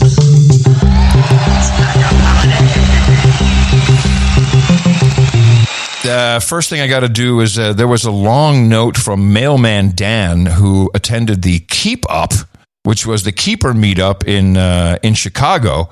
And I remember very distinctly he gave us an envelope, or gave Tina an envelope with cash to bring back for the show. And it was no jingles, no karma. And she'd asked me, is there any notes? He says, no, don't worry about it. Well, you saw the note he sent. Which I'm going to post in its entirety into the show notes. But most importantly, he says he loves the show, and he has 2 douchebags to call out, both postal service slaves like mine. It's Jamie, douchebag, who only listens when, quote, something big happens, and management Kyle, douchebag, a Boston transplant keeping management real, both douchebags. And he did want to call out, he says he was inspired by Armando Guerra, I think it was Guantera, I can't remember. He was the original mail carrier in Austin who was listening to the show, and he says, au revoir, his official name is the Cowboy Mailman of Geneva, also known as Mailman Dan, and we appreciate that mailman Dan, and we'll put this whole note into the show notes just for you. Now, meetup wise, we had a meetup, a Valentine's Day meetup in Texas. Here's your report from Baron Scott. Hey, this is Baron Scott of the No Agenda Armory. Hey, and Keeper Christine. Happy Valentine's Day in the morning. This is Malik, and I'm at my first meetup, and I'm ready for my booster! My name's Lane, another first meetup here as well. John, can you please just fix your mic already? David here, Nagago Andre. Just want to remind you that birds aren't real. In the morning, this is Brendan from Local 512. Wanting to say hello to Carl from Who Are These Podcasts? Chris Baker can listen to my podcast called The Fountainhead Forum. This is the Feral Housewife in the morning. Feral Hey, Housewife. this is Kristen. This is my first meetup. I'm looking for Fred Cruz. In the morning, this is Rachel. And OC with the never-ending renovation projects here in South Austin. Happy Valentine's Day. Happy Valentine's Day. That sounds like it was a fun meet. It's a good group in Austin, in South Texas, Southeast Austin, whatever. It's Doc's backyard is where they always gather. Love that. Great report, everybody.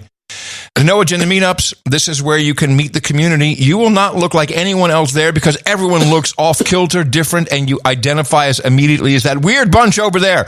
But remember, this is your community. When it all comes down to it, connection is protection. NoAgendaMeetups.com is where you can find your group. Today, 6:30 Mountain Time. You can still make it. No Agenda Meetups are for lovers at the Lincoln's Roadhouse in Denver, Colorado.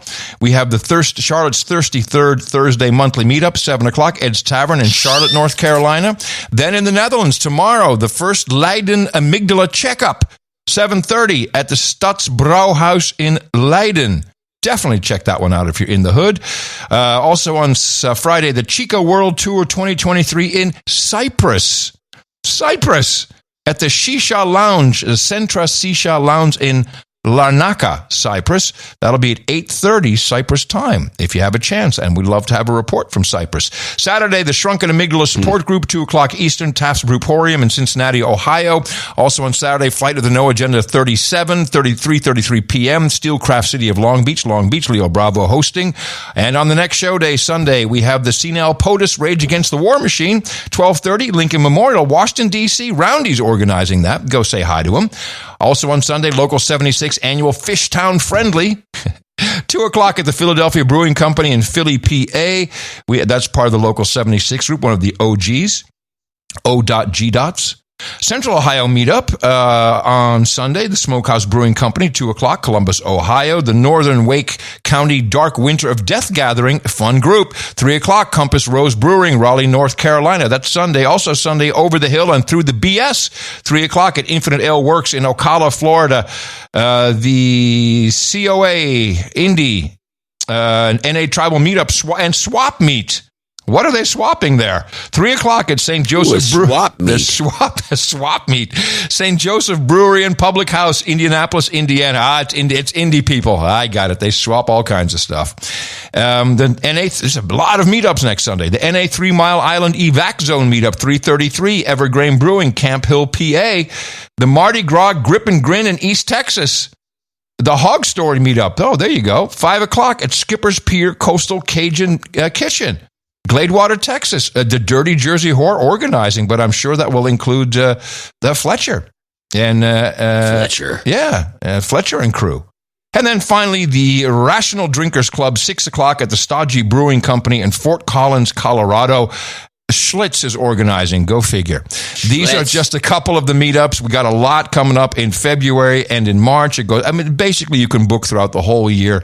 Find one of these. Go to it. You will enjoy it. It's completely producer organized. Thank you to Sir Daniel for running NoAgendaMeetups.com. Go there. Find one. Go to it. If you can't find one near you, start one yourself and list it there. Sometimes you want to go hang out with all the nights and days.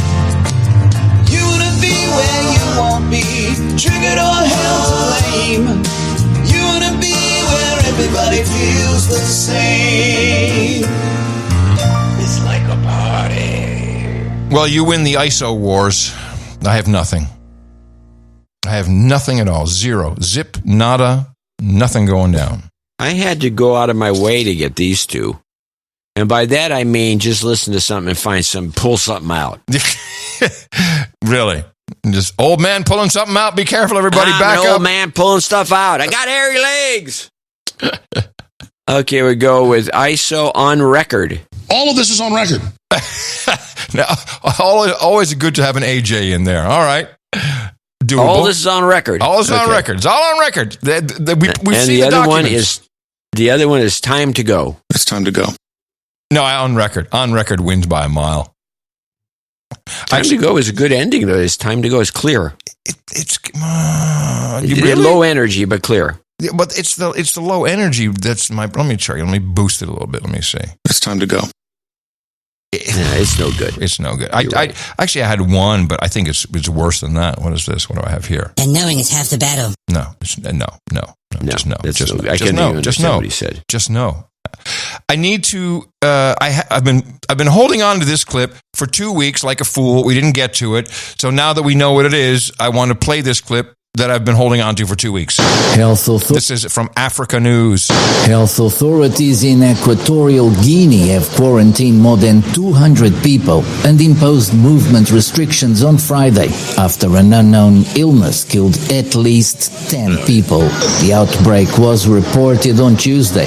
According to preliminary investigations, the deaths were linked to people who took part in a funeral ceremony. Symptoms of the disease include fever, weakness, bleeding, and diarrhea. Guinea's health minister, Mitoa Hondo Ayakaba, announced that the government sent samples to neighboring Gabon and Senegal for further investigations. Following the announcement, neighboring Cameroon imposed movement restrictions along the border with Equatorial Guinea. So there's nothing like an unknown disease killing people in Guinea, and here's the payoff. 9 people have died in eastern Equatorial Guinea of the Marburg virus, hemorrhagic fever almost as deadly as Ebola. The World Health Organization, WHO, Monday confirmed the deaths as its first ever outbreak of the disease and said it was facilitating the shipment of laboratory glove tents as well as one viral hemorrhagic fever kit that includes personal protective equipment. There are no vaccines or antiviral treatments approved to treat the virus, but rehydration treatment can improve the chances of survival, according to the WHO. And that is not true, because the coincidence, let me see what the date is on this. National Institute of Health, this came out Monday, January 30th. Coincidentally, Marburg vaccine shows promising results in first in-human study. Or is it inhumane? In-human study. So perhaps they can take this is in the Lancet. So perhaps they can take this Marburg vaccine and take it to Guinea, see if they can save some people. What sort of vaccine? What's the architecture of the vaccine? It's not the right one. It's a competing product. It is an adreno monkey thing. Adeno. Yeah, that's the Johnson & Johnson COVID vaccine, is that? Right. Reversed house. You're right. It's the Johnson & Johnson COVID vaccine now for Marburg virus. Well, the adeno vaccines, which were largely done aside from the mRNA vaccines, are the ones that were the most promising for quick and dirty vaccine making. Yeah. For these flare-ups of things. Yes. And it was kicked to the curb by the CIA, which had an investment in mRNA. Moderna, yeah. And so this adenovirus vaccines are now no good. I mean, or they still do their job. No, but they probably work. Well, then they also threw the monkeypox out there just to cloud the waters. Like, who wants a monkey vaccine when you got the monkeypox? I mean, there was a lot. But that doesn't matter, because Tedros is the guy to watch. We know he is the chief muckety-muck there at the World Health Organization, soon to be in charge of your life and mine once Congress ratifies the World Health Organization pandemic rules or whatever everyone signed on to, like a bunch of dicks. So here's what we're getting now. Over the past few weeks, there have been several reports of mammals, including minks, otters, foxes, and sea lions. There's my minks. Having been infected with H5N1 avian influenza. H5N1 has spread widely in wild birds and poultry for 25 years. But the recent spillover to mammals needs to be monitored closely. Woo. For the moment, WHO assesses the risk to humans as low. Since H5N1 first emerged in 1996, we have only seen rare and non-sustained transmission of H5N1 to and between humans. But we cannot assume that will remain the case, and we must prepare for any change in the status quo. Any change in the status quo? H5N1, everybody. No, they try to scare us. They try it every single time. I know guys who have gotten it. They've gotten bird flu. They were just sick for a while, but they didn't die.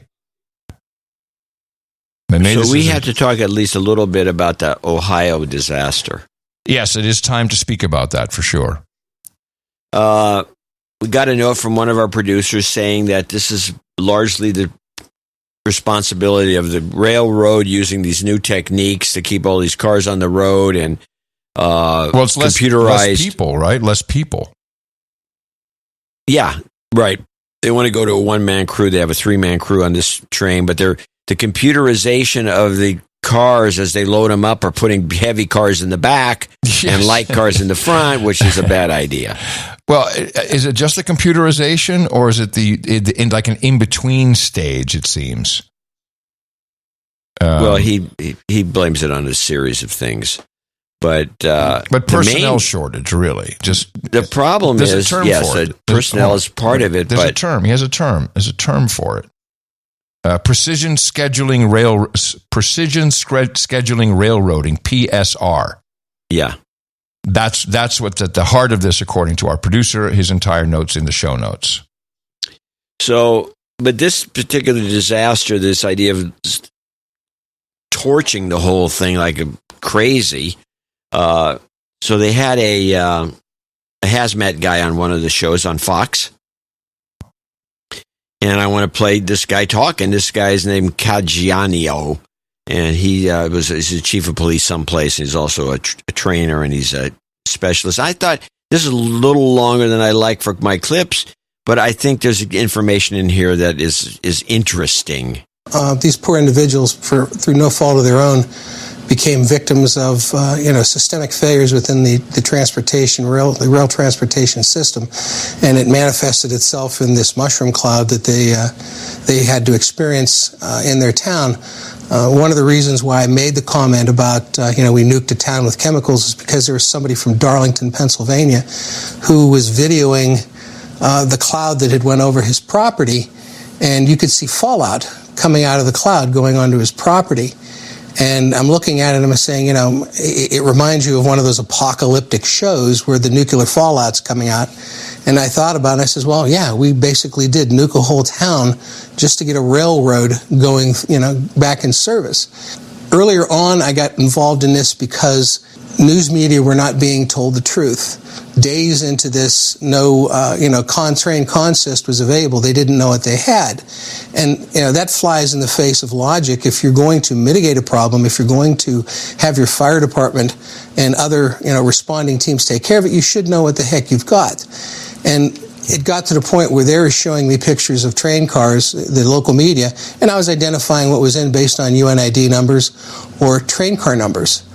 And when they told me their plan, at that point you had a few cars burning.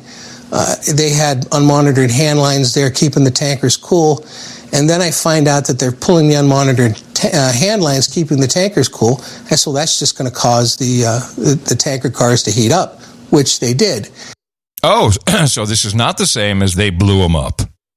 No, it goes on. They did blow them up. Oh, okay. But I thought this thing was already on fire as it was coming through because of the overheated bearings. Wasn't that how it started? One of the carriages was overheating, and it caught the thing on fire. But that doesn't mean you blow up everything. No. But in researching this for the newsletter, because I wrote a little bit about it, I didn't realize that we have over 1,000 derailments a year, down from 6,000 a year in 1975. Oh wow! That's when I got that stat, I said I didn't know there's that many derailments. And I was thinking about comparing that to the flight safety.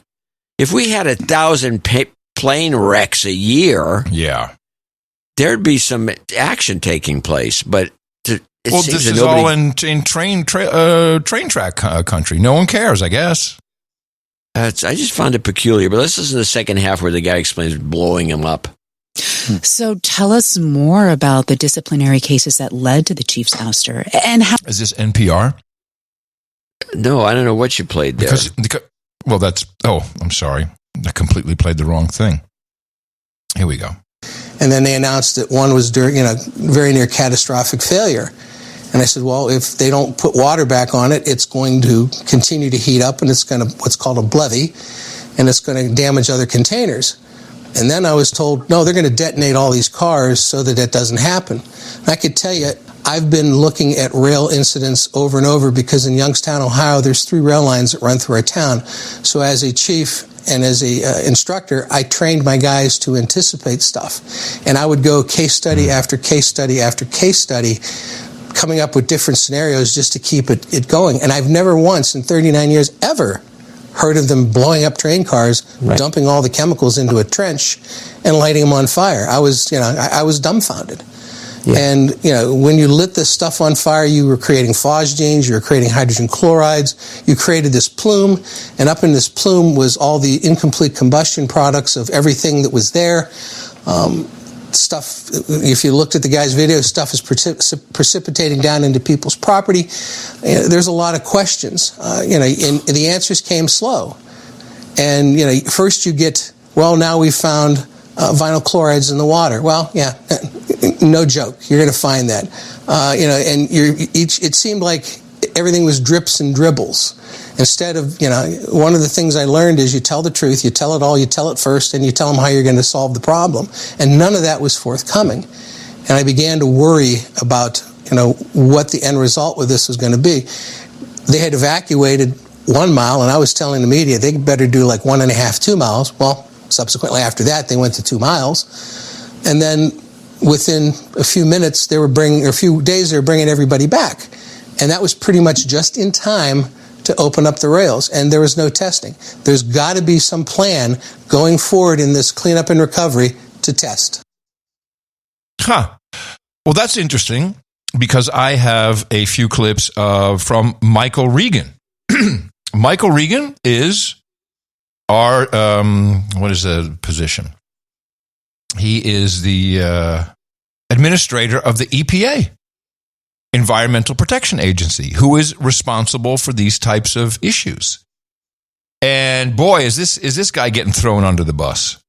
He seems very, very unprepared for this. Totally on par for, you'd think, the Biden administration. However, he was at the EPA during Clinton and Bush. He's at 46, so he was very young when he got in. But the last few years before he came into the George Washington University, by the way, Master of Public Administration. I don't know if he knows anything about environment, but he knows how to administrate stuff. He joined the Environmental Defense Fund, which is a massive nonprofit environmental advocacy group. And what has he been doing for the last couple of years? What has his main focus been at the EPA? Climate inclusion. No, he is inclusion. He is the first African American administrator of the EPA, and here he is being grilled on CNN. We heard from a resident there who says as she drives her kids to school, she sees all of this piping. She sees things happening in the rivers and streams, and she can't get an answer as to what is going on there. Is that testing? We should be able to give an answer. What you're seeing is a government in action. We are testing. We are evaluating. We are inspecting. Listen, we understand the fears that the community have. As a father of a 9-year-old son, as a son of parents over 70, these are questions that any person in America would have facing this situation. And what we'd like to convey is we understand the concern, but rest assured, local, state, and federal officials are devoting vast resources, responding very quickly to these concerns to ensure that communities are protected. So, that's a crock. Yeah, so you're going to hear a lot more from your EPA. So you mentioned that testing is happening of rivers and streams. When will those results be made available? Now, listen to the waffling. Erica, as we get those results in and as we confer with the state, those results are being made via the state and federal websites. Do you have a timeline or a sense, though, for people? I mean, even if you can't give me an exact date, will they have them this week? Is it next week? How long will they need to wait? This is really, it's unbelievable that this guy is in charge of the EPA. And it's going to be, it's catastrophic. He's going to lose his job. He's going to get thrown under the bus. Very sad that this is happening to him, but he really doesn't have answers. Well, Erica, based on the various tests that we're doing, as they become available, we are making them publicly available. We want to be sure that we do thorough tests. And so, I would defer people to the state who has the primacy lead on water updates. But rest assured, the federal government is deploying vast resources to support the test, the state in doing these tests. Yeah, lie. They're not testing. The state is testing. Erica Hill is doing a good job here on the new CNN. We also heard a gentleman, and you may have heard him just before we came to you, who said he wouldn't plant anything in the ground for at least a year. He's very concerned about soil contamination. So I've spent some time on the local Ohio EPA website there looking at what's being put up by the on-site contamination folks. I am not finding in my search information on soil testing. Is the soil being tested? Erica, it is. And let's just, what we should say up front is we are shifting into the cleanup mode. And so, number one, we've issued a letter of liability to Norfolk Southern. They will be responsible and accountable for this cleanup. And as we do the testing and as we conduct the cleanup, we will be able to inform the public as to when it's safe for some of these various activities that they'd like to pursue. This is fresh. Like we understand everyone's concern, but we're with the community. It's like a letter of liability. Oh, okay. So now we need to tone it down a little bit. So no, don't worry about the soil. No, it's just not a problem. Right. So to that point, and that you'll let you kind of.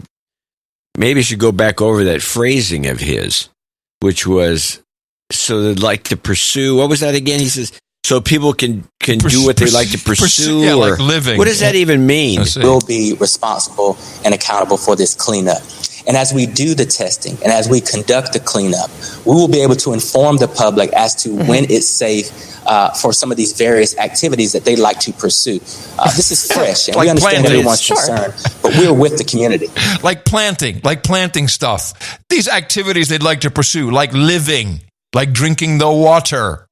We already have such a great standard with drinkable water in the United States. I'm sorry, Michael Regan, not cutting it. Right. So to that point, in that you'll let people know when they can resume some of the activities, as you point out. This morning, what would you say to that gentleman who told us, I wouldn't plant tomatoes for the next year? Would you advise that he do any planting this spring? No. Now, the EPA administrator should have an answer for this one.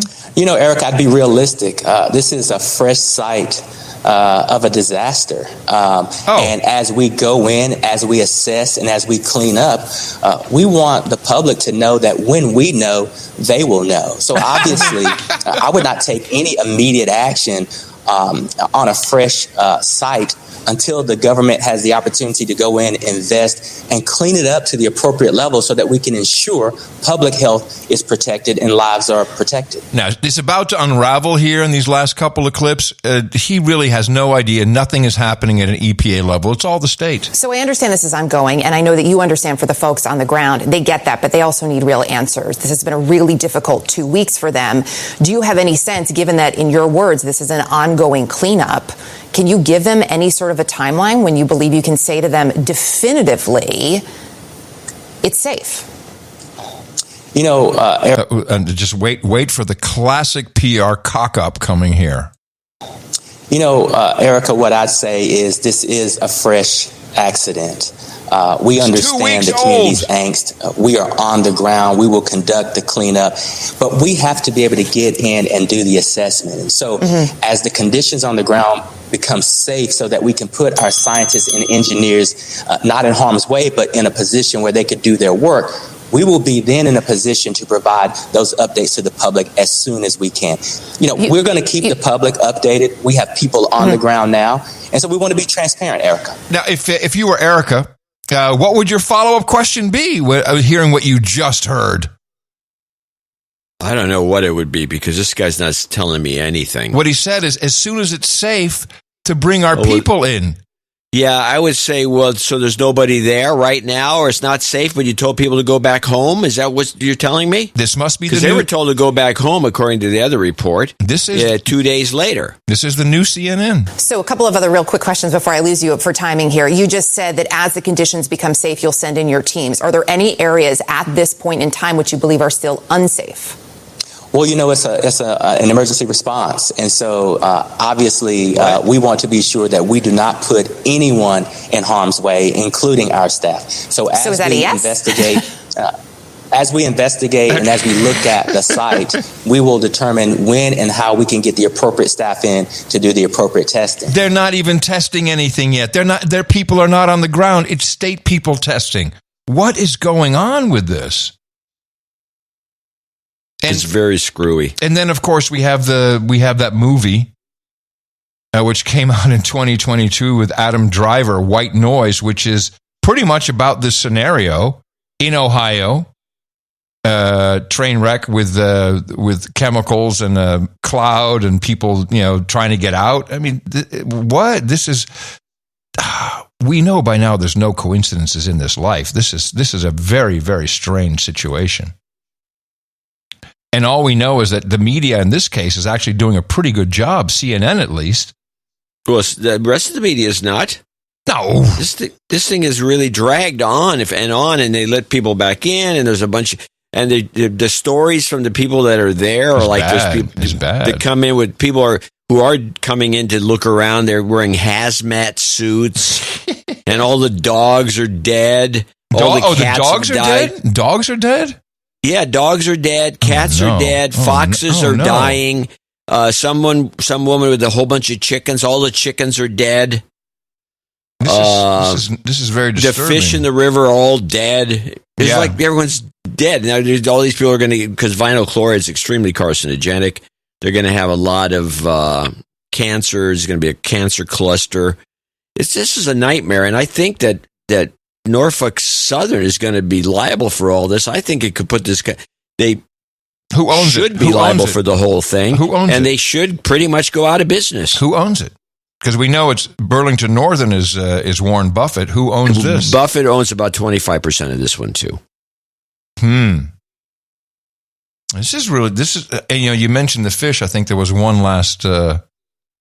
I was going to skip it, but I think there was one last clip about the fish that she said. I was surprised by CNN. Okay, well, as we're waiting for that, there are also these questions about some 3,500 fish across 12 different species which have died in the waterways following the train derailment, according to Ohio's director of the Department of Natural Resources. Are there plans to test those dead fish and also the reported dead chickens and foxes? The state is taking the lead on that. We are providing the support to do the test, but it's my understanding. So you believe those tests should be done? I do believe. The state has the lead on that. They are conducting the investigations to determine the impacts to wildlife, and we will provide as much support to the state as possible. But the state has the lead on that. So they have the lead, but have they confirmed to you that they are actually doing that testing? They have conferred to us that they are investigating and doing an investigation on the impacts to wildlife. But not the tests in terms of the types of tests. I don't. The specificity in terms of the types of tests. I don't have that information, but that doesn't mean the state isn't doing it. I mean, this is nuts. The state is doing everything. The EPA is not involved in this. This is very. Yeah, this guy's being hung out to dry. Oh yeah, he's over. I mean. But the only thing I can think of, because he said they issued a letter of liability, so the railroad is being issued this. It sounds. I don't even know what that means. That means that he said it. They'll be liable for cleanup. He said there's a letter of liability. We don't know what's in that letter. He followed up by saying they will be liable for cleanup. That's what he said. But we don't know what's in. You're correct. We don't know what's in the letter. We don't. For cleanup, even that's minor. Yeah. Compared to dealing with the damages. But I don't know. It's just, to me, it's all just part of the Great Reset. We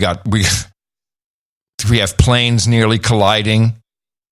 You followed that. We didn't even talk about that one. Here's a quick report. In Austin this month, another close call. A FedEx plane forced to abort its landing to avoid colliding with a Southwest plane. And a serious close call at JFK Airport last month. Delta 1943 ordered to cancel takeoff after an American plane mistakenly taxied across the same runway. The American pilots have now been subpoenaed to appear before the NTSB investigators on Friday after originally declining the interview since it's audio recorded. Now, the Austin thing, I'll give props to the FedEx pilots, and I'll say boo to the controller in the tower. And this is diversity hires, by the way. Yes, well, here's my version of that same clip from NPR. FAA near misses.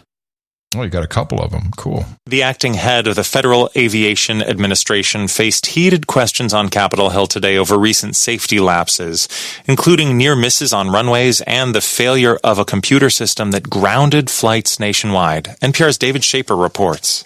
Alarm bells are ringing in Congress over a couple of near collisions between airplanes in recent weeks that put hundreds of lives at risk.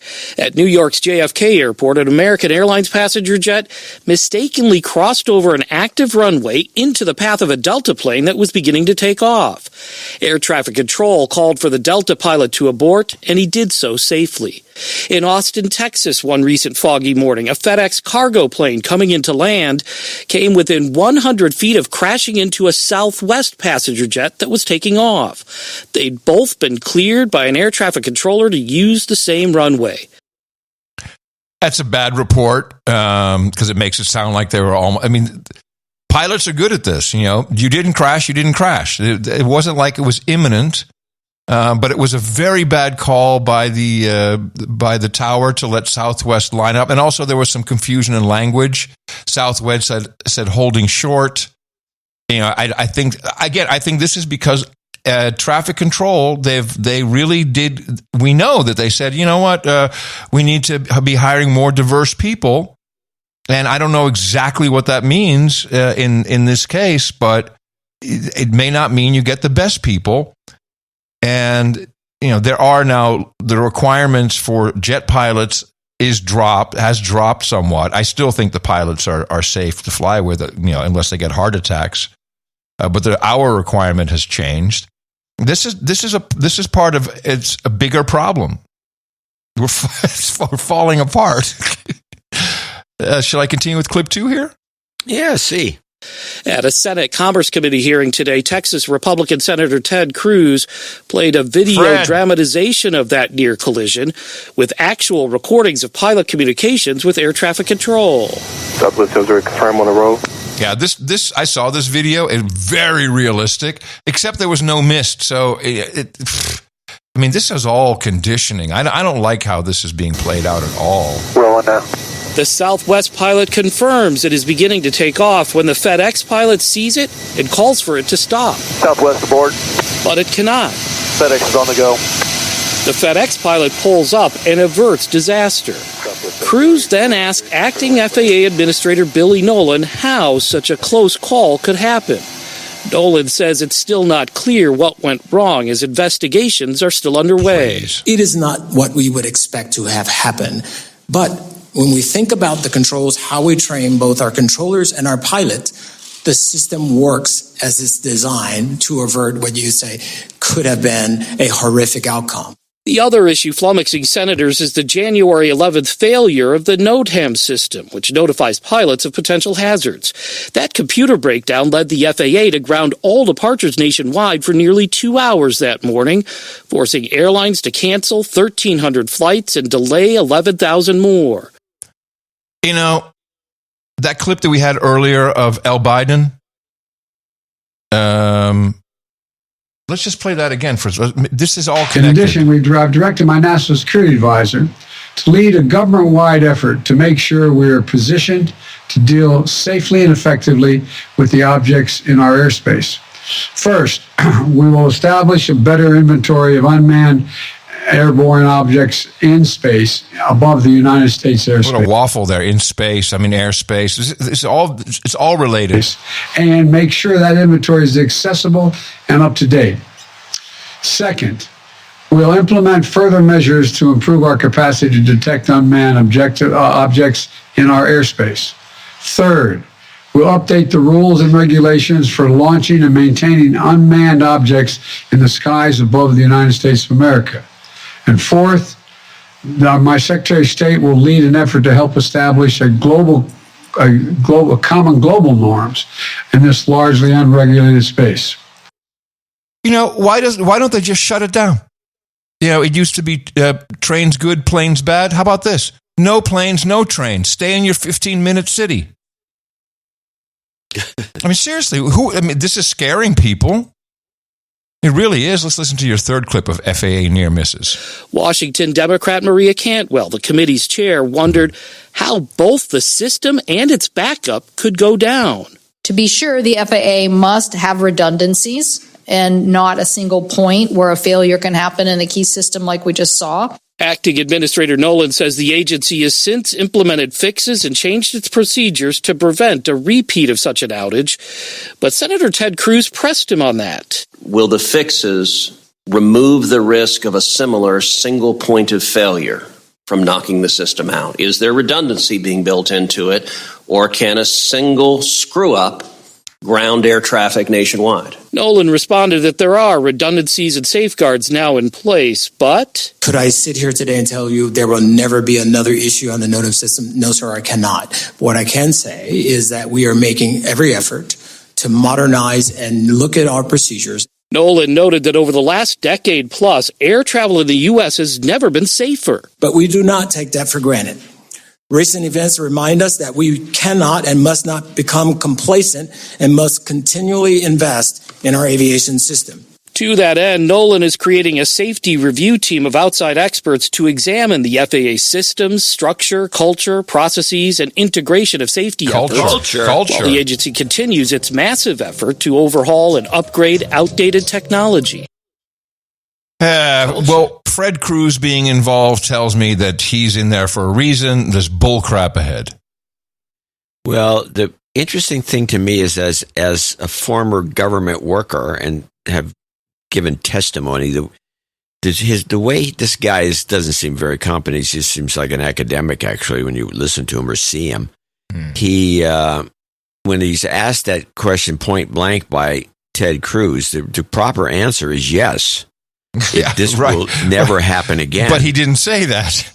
No, he didn't say that. And what says to me as a bureaucrat, by not saying that means it will happen again, or he suspects it could happen again within his term at the agency, because normally you say, no, that'll never happen again, and then you'll grandfather yourself out because it'll never happen again while I'm here, because you're going to be gone in, like, say, 20 years, 10 years, whatever length of time you're going to be there, because you know it's not going to happen again in tomorrow. Yeah. So you say, no, it's never going to happen again. So this guy's not even a competent bureaucrat. Which is suspicious by itself. It is. These guys are no good. All right, just to wind it up today, a little chat about so-called artificial intelligence. First thing, just irksome to me, voice.ai. You can go to that website, real-time AI voice changer, join for beta. And they will soon have apps out, and the idea is you can use this for when you're gaming or when you're doing a YouTube live, and then you can sound like Joe Biden. You can sound like all kinds of people whose voices have been uploaded to the system. And I tried to make it work on my system. This B-Link computer, I guess, doesn't have the right sound card, or I don't know what it is. It won't load. It's not on apps yet. It's only for Windows and Mac. And according to one of our producers, he sent me a screenshot. There's an Adam Curry in there, with one of our art pictures. So people are just throwing it up there and they're ingesting it, and it's all okay apparently. And if they charge $0.10, as far as I'm concerned, the minute they're in the App Store, that's illegal. They can't just be using my likeness and my name. And I mean, the voice, I'm not even going to play it for you. It was so bad. is putting your name on there. Huge mistake. So that's just, and it's so bad that I'm not even going to play the examples. You can hear that they've got like half a little sample of my voice in there. And so, it doesn't even sound like a human being. It Come on, sucks. play it. This is not the show where you pull stuff back. Okay. I literally, it's so stupid that I didn't even know if we would get to the story. So while I look for this horrible piece, I want to congratulate Microsoft, who are clearly head and shoulders. Okay, you want to hear it? You want to hear my voice? Here we go. It's Thursday, February 16th, 2023. This is your award-winning Gitmo Nation Media Assassination, episode 1530. I told you. Broadcasting live from the heart of... You know who you sound like, or who that sounds like?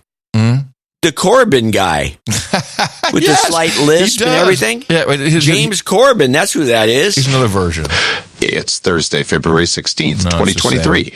This is your award-winning Gitmo Nation Media. But I see the picture here. James Corbyn doing our show. Yeah, well, it has a picture of my face, and you get credits by uploading stuff, and then people are uploading Trump and all that, and this is just no. Thank you very much, Coconut Pete, for doing that. Just no. I'm very much against this. I think it's dumb. I think you F off with taking my name and my so-called voice. I don't care if it doesn't sound like it. Don't do it. And you can do a DMCA takedown. Oh, goodness. Anyway, let's just talk about this a chat GPT for a moment. And this is when you have a bullcrap technology, completely vaporware, totally stupid, and you have two companies. One, a true technology company. Granted, they are like the government now, the way Google operates internally. But they freaked out, like, oh, this is the hot new thing. We got to get it. So we know what happened with them. They demoed their Google barf. And it barfed all over them and their stock price, and they lost $100 billion because it was stupid and didn't work. But now we have Microsoft. Microsoft, they get it. They are so smart. Their chatbot, Bing, is going insane. Have you followed the stories about this? What they're allowing it to happen? Which I think is brilliant marketing. So the tech press is all over this. Who's the new kid who took over the New York Times tech column?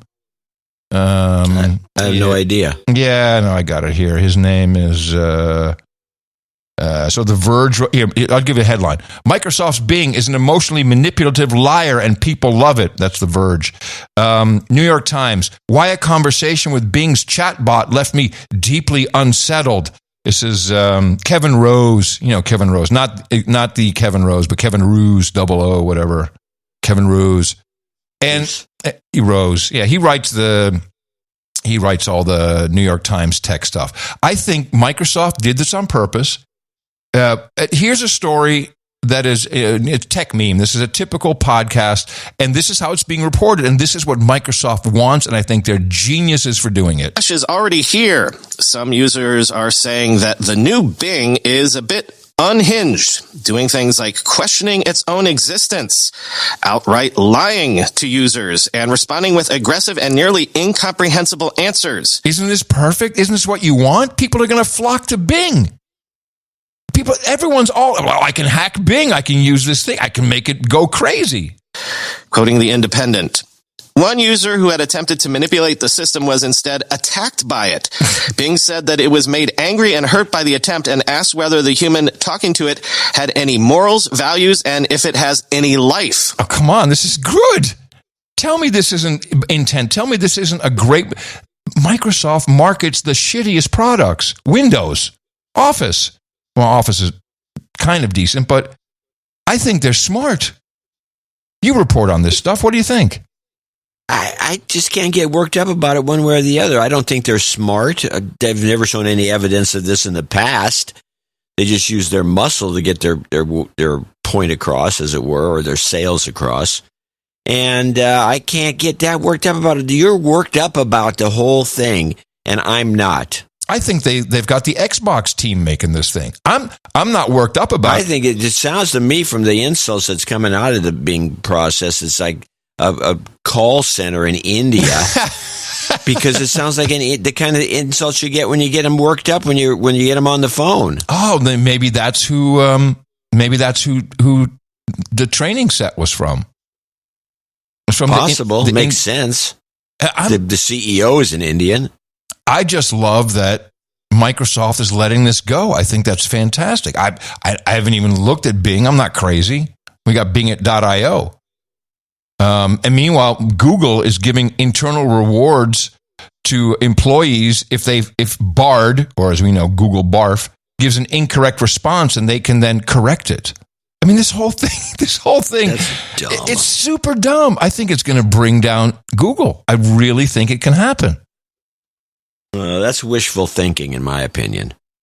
But stranger things have happened. I'm not going to argue it. Much crazy. Texting things go sideways quick. It can happen. Quick. It can happen. Well, 9% loss on their stock price. That makes people wary. And didn't Bing go up like crazy? Didn't Microsoft stock go up?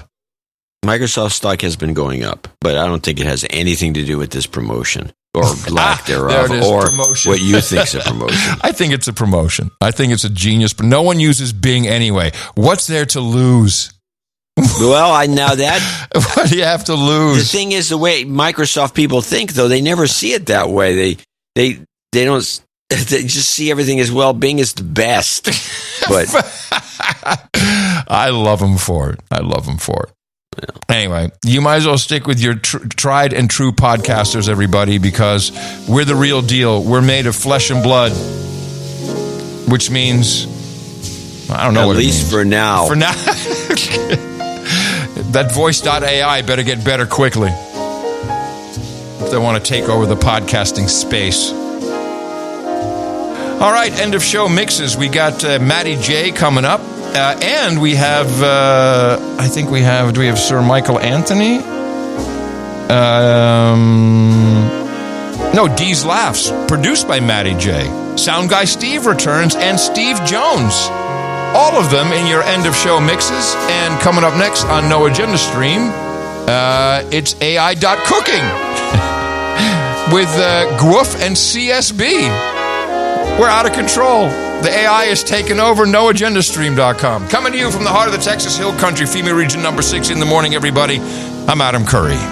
And from northern Silicon Valley, where I wish the AI would take over the state, I'm John C. Dvorak. We return on Sunday with another couple hours of deconstruction for you. Remember us at Dvorak.org/NA.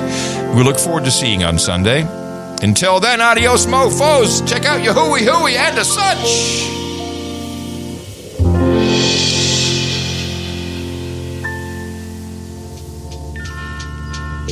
Everything's fine. I mean, it's at this point, it's literally the dog meme with the house on fire all around.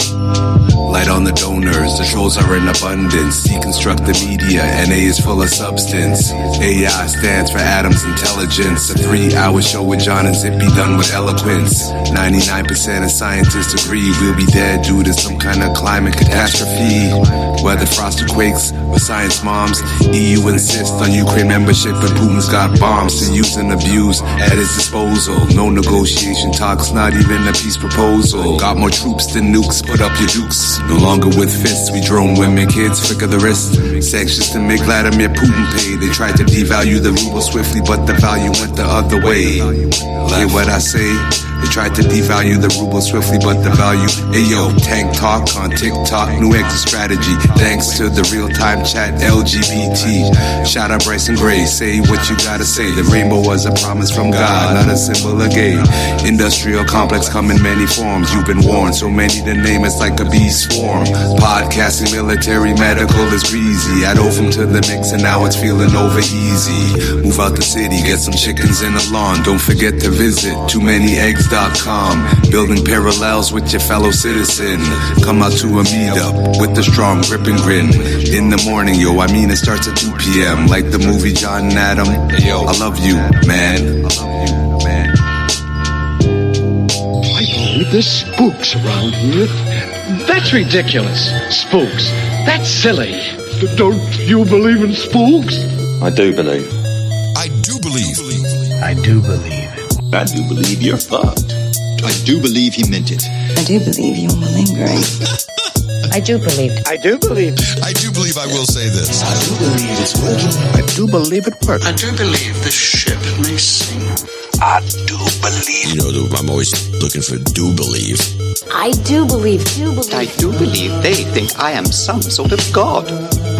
I do believe I am. I do believe you're talking out of your ass. You can do believe whatever you want. I do believe we will. I do believe. I do believe. I do believe. I do believe now. I do believe. I do believe. This is I do believe.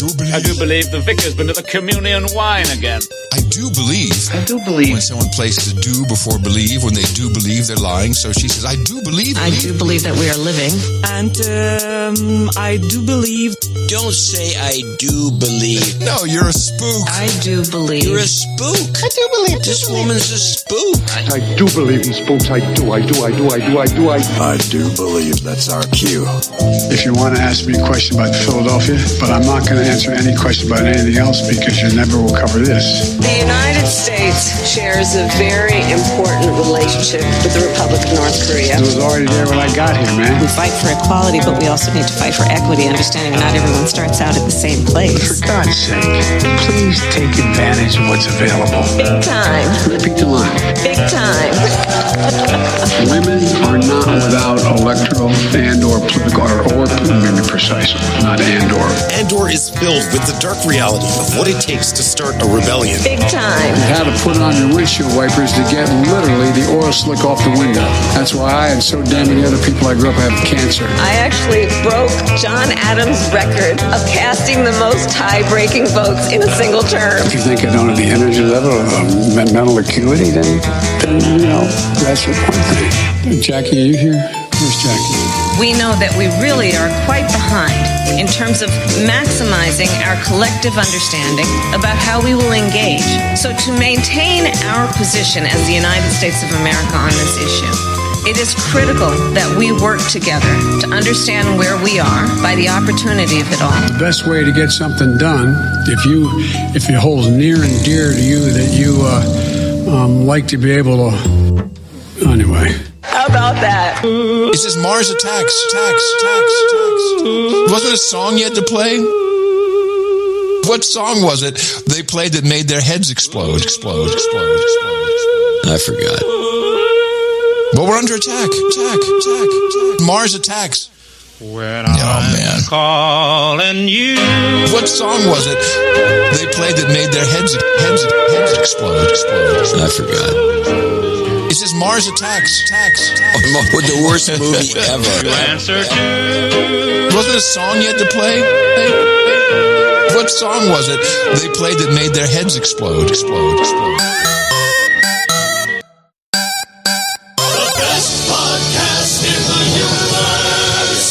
Mofo. Dvorak.org/NA